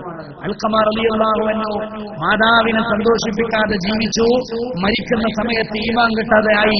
ഇതൊക്കെ നമ്മൾ ഒരുപാട് ആളുകളിൽ, വലിയ ആളുകൾ മുതൽ ചെറിയ കുട്ടികൾ വരെ റമളാനിലെ പള്ളിയിൽ വന്ന് പറയുന്ന ഉറുദികളിൽ പോലും നമ്മൾ കേൾക്കുന്ന ഒരു സംഭവമാണ്. അൽഖമ റളിയല്ലാഹു അൻഹു മരിക്കാൻ നേരത്ത് ഷഹാദത്ത് കലിമ ചൊല്ലാൻ പറ്റാതെ വിഷമിച്ച രംഗം മാതാവിന്റെ പൊരുത്തമില്ലാത്തത് കൊണ്ടാണ്. റസൂലുള്ളാഹി സ്വല്ലല്ലാഹു അലൈഹി വസല്ലമ തങ്ങൾ വളരെ അത്ഭുതകരമായി ആ ഉമ്മയുടെ മനസ്സ് മാറ്റി. അത് ഏതൊരു ഉമ്മയുടെയും മനസ്സ് മാറ്റുന്ന വാക്കുകൾ കൊണ്ടാണ്. റസൂലുള്ള ഉമ്മാനെ വിളിച്ചു, അൽഖമാന്റെ ഉമ്മയെ, മരിക്കാൻ കിടക്കുന്ന തന്റെ സ്വഹാബി തന്റെ ശിഷ്യനായ ഈ മനുഷ്യന് കലിമ ചൊല്ലുന്നില്ല. റസൂലുള്ളാഹി സ്വല്ലല്ലാഹു അലൈഹി വസല്ലമയുടെ കാതിൽ വാർത്ത വന്നു. അതൊരു വല്ലാത്ത വാർത്തയാ. കാരണം അല്ലാഹുവിന്റെ റസൂൽ അധ്വാനിച്ചത് സ്വല്ലല്ലാഹു അലൈഹി വസല്ലമ 23 കൊല്ലം പണിയെടുത്തത് ലാ ഇലാഹ ഇല്ലല്ലാഹ് എന്ന് ചൊല്ലി മരിക്കുന്ന ഒരു തലമുറയെ സൃഷ്ടിക്കാൻ വേണ്ടിയാണ്. വെറുതെ കുറെ ആൾക്കൂട്ടങ്ങൾ ഉണ്ടാക്കാൻ വേണ്ടിയല്ല. ബഹുമാനപ്പെട്ട സമസ്തയുടെ ഏറ്റവും വലിയ പ്രത്യേകതയായി നമ്മൾ കാണുന്നതും അതാണല്ലോ, ഈ മഹത്തായ സംഘശക്തിക്ക് നായകത്വം വഹിച്ച മുഴുവൻ ആലിമീങ്ങളും ഈ ലോകത്തോട് വിട പറഞ്ഞു പോകുന്നത് ലാ ഇലാഹ ഇല്ലല്ലാഹ് എന്ന വിശുദ്ധമായ തൗഹീദിന്റെ കലിമത്ത് ആവർത്തിച്ച് ഉച്ചരിച്ചുകൊണ്ടാണ്. ഏറ്റവും ഒടുവിൽ മഹാനായ ശൈഖുനാ കോയക്കുട്ടി ഉസ്താദ്, അദ്ദേഹത്തിന്റെ പേരക്കിടാവ് ഒരു ഹുദവിയാണ്, സഈദ് ഹുദവിയുടെ ക്ലാസ്മേറ്റാണ്. ഞാൻ ചോദിച്ചു, പിതാമഹന്റെ മരണം എങ്ങനെ ഉണ്ടായിരുന്നു? അദ്ദേഹം പറഞ്ഞു, ആ ഹുദവിയായ എന്റെ സുഹൃത്ത് പറഞ്ഞു, സാധാരണ ഒരു ദുആയുടെ മജ്‌ലിസിൽ ഇതുപോലെയുള്ള വേദിയിൽ വന്നാൽ ഉസ്താദ് ചൊല്ലിക്കൊടുക്കുന്ന ഒരുപാട് ദിക്റും സ്വലാത്തുമുണ്ട്. അത് ഞങ്ങളെല്ലാം ഇരുന്നു കൊണ്ട് കൂട്ടമായി ചൊല്ലി. അവസാനം അത് കഴിഞ്ഞാൽ പിന്നെ ഉസ്താദിന്റെ ദുആയാണ് ബാക്കിയുണ്ടാവാറ്. അവസാനമായിട്ട് ആ കൂട്ടമായിട്ടുള്ള ദുആ. അന്ന് ഞങ്ങൾ വീട്ടിൽ വെച്ച് ആ ദിക്റുകൾ മുഴുവനായിട്ട് ചൊല്ലിത്തീർന്നപ്പോ ഇത് ദുആയുടെ സമയമാണ് ബാക്കിയുള്ളത്. ആ സമയത്ത് പതിവ് പോലെ ഉസ്താദിന്റെ നാവുകൾ ചലിക്കുകയാ, ആ അതരങ്ങൾ ചലിക്കുകയാ. ദുആ ചെയ്യാൻ വേണ്ടിയല്ല, ലാ ഇലാഹ ഇല്ലല്ലാഹ്. പതിനായിരക്കണക്കിന് ആളുകൾ സംഗമിക്കുന്ന മഹത്തായ വേദികളിൽ ഇരിക്കുന്ന സമയത്ത് എത്ര ഉച്ചത്തോടു കൂടെയാണോ, എത്ര ഈണത്തോടു കൂടെയാണോ തഹ്ലീൽ ചൊല്ലിത്തരാറുള്ളത്, അതേ ഉച്ചത്തോടെ അതേ ഈണത്തോടെ 3 പ്രാവശ്യം ലാ ഇലാഹ ഇല്ലല്ലാഹ് എന്ന് ആവർത്തിച്ചുകൊണ്ടാണ് ലോകത്തോട് വിട പറഞ്ഞു പോയത്. മഹാനായ ശൈഖുനാ ശംസുൽ ഉലമയുടെ അടുക്കൽ 2 ദിവസം അദ്ദേഹത്തിന്റെ പ്രസംഗം കേട്ട് മുസ്ലിമായ ഒരു പാതിരി വന്നു. എന്നിട്ട് ചോദിച്ചു, ഞാൻ മുസ്ലിമായി വന്നു അൽഹംദുലില്ലാഹ്, പക്ഷെ മുസ്ലിമായി വന്നപ്പോൾ എന്റെ മുമ്പിൽ വലിയൊരു കൺഫ്യൂഷനാണ്. ഏത് വിഭാഗത്തിന്റെ കൂടെ ഞാൻ നിൽക്കണം? മുസ്ലിം ആകാൻ എളുപ്പമായിരുന്നു, പക്ഷെ മുസ്ലിമായി നോക്കുമ്പോൾ ഇവിടെ ജീവിക്കാൻ വലിയ പ്രയാസം. മുസ്ലിമായി ജീവിക്കാൻ പ്ലാറ്റ്ഫോം ഇല്ല. സുന്നിയാകണം, അല്ലെങ്കിൽ മുജാഹിദാകണം, അല്ലെങ്കിൽ ജമാഅത്ത്. സുന്നിയായാലും പോരാ, അത് തന്നെ ഒരുപാട് വിഭാഗമുണ്ട്. ഏത് വിഭാഗത്തിൽ ഞാൻ പ്രവർത്തിക്കണം? അദ്ദേഹം ചോദിച്ചു. ഒരു തമാശയായിട്ട്, എന്നാൽ വളരെ ഗൗരവമുള്ള ഒരു വിഷയം. ശൈഖുനാ ശംസുൽ ഉലമ അദ്ദേഹത്തിന്റെ 2 ദിവസത്തെ ആത്മീയ പ്രഭാഷണം ഇടക്കരയിൽ വെച്ച് കേട്ടിട്ട് മുസ്ലിമായ ആളാണ്. ശംസുൽ ഉലമ പറയുകയാണ്, നീ സമസ്തയുടെ കൂടെ നിന്നാൽ മതി. കേൾക്കാനുള്ള മനസ്സാ മനുഷ്യനുണ്ട്. പക്ഷേ ശംസുൽ ഉലമ അത് പറഞ്ഞില്ല. ശംസുൽ ഉലമ ഖദ്ദസല്ലാഹു സിർറഹുൽ അസീസ് അവരോട് പറഞ്ഞു, നിങ്ങൾ ബുദ്ധിയുള്ള ആളാണ്, ഒരുപാട് പഠിച്ച ആളാണ്, വിവരമുള്ള ആളാണ്. അതുകൊണ്ട് നിങ്ങൾ ചിന്തിച്ചോ, നിങ്ങൾക്ക് ഞാൻ സമയം തരാം. നിങ്ങൾ കേരളത്തിലുള്ള മുഴുവൻ പ്രസ്ഥാനങ്ങളെയും അതിന്റെ നായകന്മാരെയും അവരുടെ ജീവിതത്തെയും മരണത്തെയും പഠിച്ച് നിങ്ങൾ ഉദ്ദേശിക്കുന്ന ഇസ്ലാം ആരുടെ കയ്യിലാണുള്ളത് അവരുടെ കൂടെ നിന്നോ. അദ്ദേഹം പറഞ്ഞു, ഞാൻ ഉദ്ദേശിക്കുന്ന ഇസ്ലാം ശരിയായ വിശ്വാസം സ്വീകരിച്ച് മരിക്കുന്ന സമയത്ത് ശരിയായ വിശ്വാസത്തോടെ, ഈമാനോടെ, ഈമാനിന്റെ സലാമത്തോടെ ലാ ഇലാഹ ഇല്ലല്ലാഹ് എന്ന് ആവർത്തിച്ചുകൊണ്ട് ചൊല്ലി മരിക്കുന്ന മരണമാണ് ഞാൻ ഉദ്ദേശിക്കുന്നത്. ശംസുൽ ഉലമ പറഞ്ഞു, നിങ്ങൾ പോയി പഠിക്കുക. 6 മാസം കഴിഞ്ഞു ഈ പണ്ഡിതൻ ദാറുസ്സലാമിലെ ശംസുൽ ഉലമയുടെ മുറിയിൽ മടങ്ങിയെത്തി. എന്നിട്ട് പറഞ്ഞു, ഉസ്താദേ, ഞാൻ ബഹുമാനപ്പെട്ട സമസ്തയുടെ പ്രവർത്തകനാണ്. എന്തുകൊണ്ടാണെന്ന് ശംസുൽ ഉലമ ചോദിച്ചു. ഒരു പുഞ്ചിരിയോട് ആ മനുഷ്യൻ പറഞ്ഞു, ഈ പ്രസ്ഥാനത്തിന്റെ നായകന്മാരുടെ മരണവും മറ്റുള്ള പ്രസ്ഥാനങ്ങളുടെ നായകന്മാരുടെ മരണവും ഞാൻ പരിശോധിച്ചു. കേരളത്തിലെ ഏതൊരു പ്രസ്ഥാനത്തിന്റെ നായകന്റെ മരണം പരിശോധിച്ചാലും ഒരു സാധാരണ മനുഷ്യന്റെ മരണം പോലെ, എന്നാൽ സമസ്തയുടെ നേതാക്കളുടെ മരണം പരിശോധിച്ചു നോക്കിയാൽ അവരൊക്കെ കലിമത്ത് തൗഹീദ് മണിമണിയായി ചൊല്ലിയിട്ടാണ് മരിച്ചു പോകുന്നത്. അതുകൊണ്ട് ഞാൻ നിങ്ങളുടെ കൂടെയാണ്. എന്റെ പ്രിയപ്പെട്ടവരെ, നിങ്ങൾ പണിയെടുക്കുന്നത് അതിനു വേണ്ടിയാ, നമ്മുടെ സഹനം അതിനു വേണ്ടിയാ, സമരം അതിനു വേണ്ടിയാ, സമർപ്പണം അതിനു വേണ്ടിയാ. അല്ലാഹുവിന്റെ റസൂൽ സല്ലല്ലാഹു അലൈഹി വസല്ലമ ആ പ്രവാചകൻ 23 കൊല്ലം അധ്വാനിച്ചത് കലിമ ചൊല്ലി മരിക്കുന്ന ഒരു സമൂഹത്തിന്റെ നിർമ്മിതിക്ക് വേണ്ടിയാണ്. റസൂലുള്ളാഹിന്റെ കാതിൽ കേൾക്കുന്ന ഒരു ചെറുപ്പക്കാരൻ മരിക്കുന്ന സമയത്ത് കലിമ ചൊല്ലി മരിക്കാൻ കഴിയാതെ വല്ലാതെ പ്രയാസപ്പെടുകയാണ്. റസൂലുള്ള ചൊല്ലിക്കൊടുത്തിട്ടും അദ്ദേഹം ചൊല്ലുന്നില്ല. റളിയല്ലാഹു അൻഹുവിന്റെ സാന്നിധ്യത്തിൽ വെച്ച് റസൂലുള്ളാഹി സ്വല്ലല്ലാഹു അലൈഹി വസല്ലം ജനങ്ങളോട് ചോദിച്ചു, അക്കാന യുസല്ലിൽ ഖംസ്, 5 നേരം കൃത്യമായി നിസ്കരിക്കുന്ന ആളായിരുന്നു ഇദ്ദേഹം? അതിനർത്ഥം എന്താ? ഒരു മനുഷ്യന് ആഖിബത്ത് മോശമാകാനുള്ള ഒന്നാമത്തെ കാരണം നിസ്കാരത്തിന്റെ കാര്യത്തിലുള്ള അശ്രദ്ധയാണ്. 5 നേരത്തെ നിസ്കാരത്തിന്റെ കാര്യത്തിൽ ശ്രദ്ധയില്ലെങ്കിൽ ആഖിബത്ത് മോശമാവും. അള്ളാഹു കാത്തുരക്ഷിക്കുമാറാവട്ടെ, അള്ളാഹു കാത്തുരക്ഷിക്കുമാറാവട്ടെ. റസൂലുള്ളാഹിന്റെ ഒന്നാമത്തെ ചോദ്യം സല്ലല്ലാഹു അലൈഹി വസല്ലം, അക്കാന യുസല്ലിൽ ഖംസ്, 5 നേരം കൃത്യമായിട്ട് നിസ്കാരം ഉണ്ടായിരുന്നോ? സഹാബത്ത് പറഞ്ഞു, ഓക്കെ, 5 നേരം കൃത്യമായിട്ട് നിസ്കരിക്കുന്ന ആളാണ്.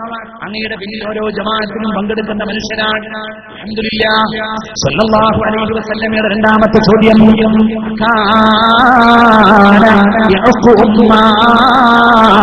ഉമ്മയോട് പൊരുത്തക്കേടുള്ള മനുഷ്യനാണോ? രണ്ടാമത് ഒരു മനുഷ്യന്റെ ആഖിബത്ത് മോശമാവാനുള്ള കാരണം ഉമ്മയുടെ പൊരുത്തക്കേടാണ്.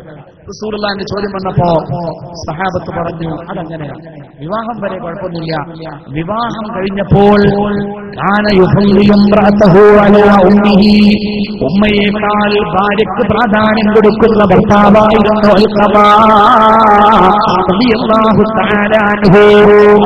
റസൂല് ഉമ്മയെ വിളിച്ചു.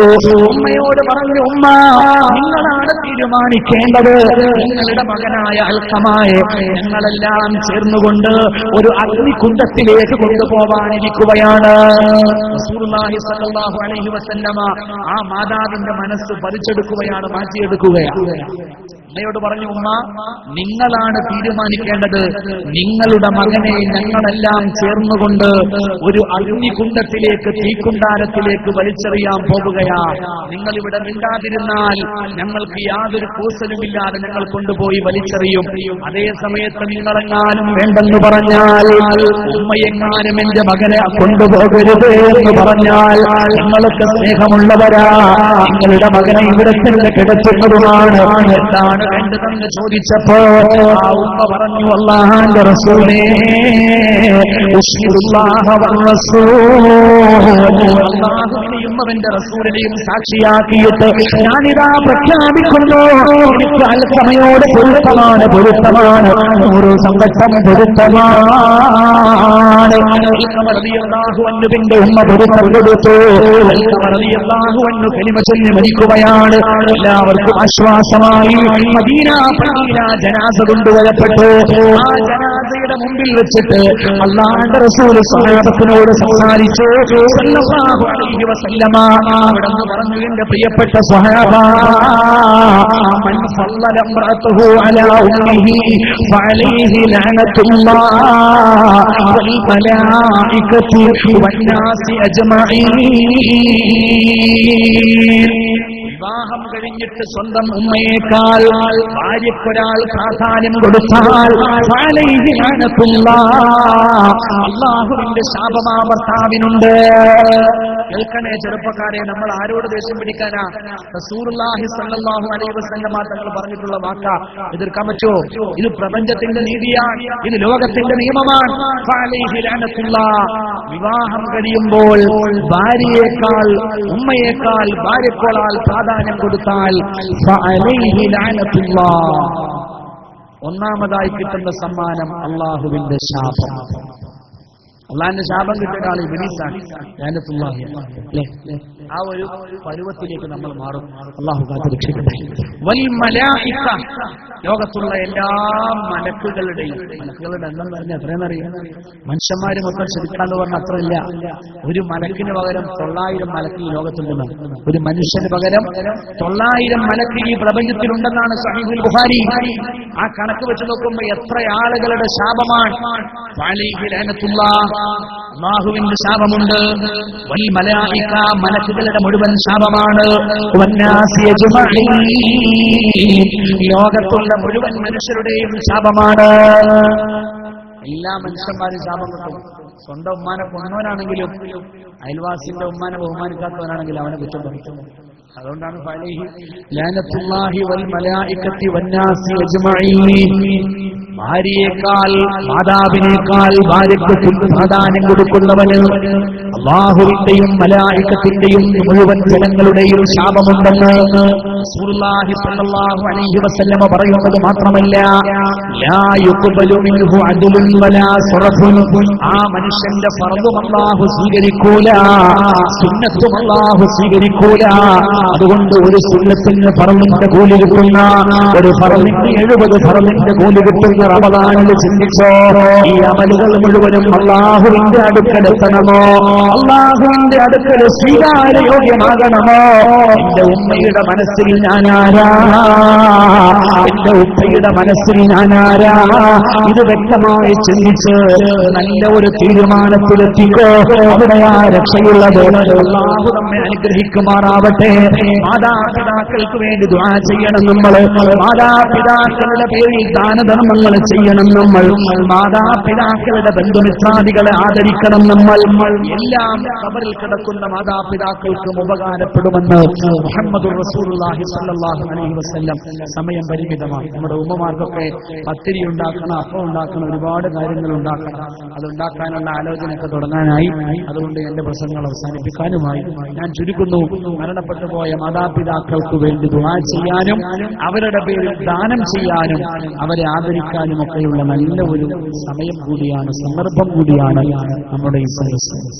അൽ-അദബുൽ മുഫ്രദിൽ ഇമാം ബുഖാരി റളിയല്ലാഹു തആല അൻഹു പറയുന്നുണ്ട്, ഖബറിൽ കിടക്കുന്ന ഒരു മനുഷ്യന് ഒരുപാട് സൗഭാഗ്യങ്ങൾ വന്ന് പൊതിയുമ്പോൾ അവൻ അല്ലാഹുവിനോട് ചോദിക്കും, ഐ റബ്ബി അയ്യു ശൈഇൻ ഹാദാ, അല്ലാഹുവേ ഈ സൗഭാഗ്യമൊക്കെ എനിക്ക് എവിടുന്ന് കിട്ടിയതാ? അപ്പൊ അല്ലാഹു പറയുമത്രേ, വലതുക ഇസ്തഗ്ഫറ ലക, നിന്റെ മക്കൾ നിനക്ക് വേണ്ടി ഇസ്തിഗ്ഫാർ ചെയ്തതാ. അതുകൊണ്ട് ഈ സദസ്സിൽ വന്നിരുന്ന് നമ്മൾ നമ്മുടെ മാതാപിതാക്കൾക്ക് വേണ്ടി ദുആ ചെയ്യുമ്പോൾ ഖബറിൽ കിടക്കുന്ന നമ്മുടെ മാതാപിതാക്കൾക്ക് അതെത്തും. അവർക്ക് സന്തോഷം ും അവരുടെ പൊരുത്തം നേടാൻ നമുക്കതൊരു വഴിയാകും. അല്ലാഹു നമ്മെ അനുഗ്രഹിക്കുമാറാവട്ടെ. അതുപോലെ ഹദീസുകളിലൊക്കെ ധാരാളം വന്നിട്ടുണ്ട്. സഅദ് ഇബ്നു ഉബാദ റളിയല്ലാഹു തആല അൻഹു വന്നിട്ട് പറഞ്ഞു, ഇന്ന ഉമ്മി മാതത്, എന്റെ ഉമ്മ മരണപ്പെട്ടു പോയി. ഫഅയ്യു സ്വദഖത്തി അഫ്ളലു, ആ ഉമ്മയുടെ പേരിൽ ഞാൻ ചെയ്യുന്ന സ്വദഖകളിൽ ഏറ്റവും ശ്രേഷ്ഠമേതാണ്?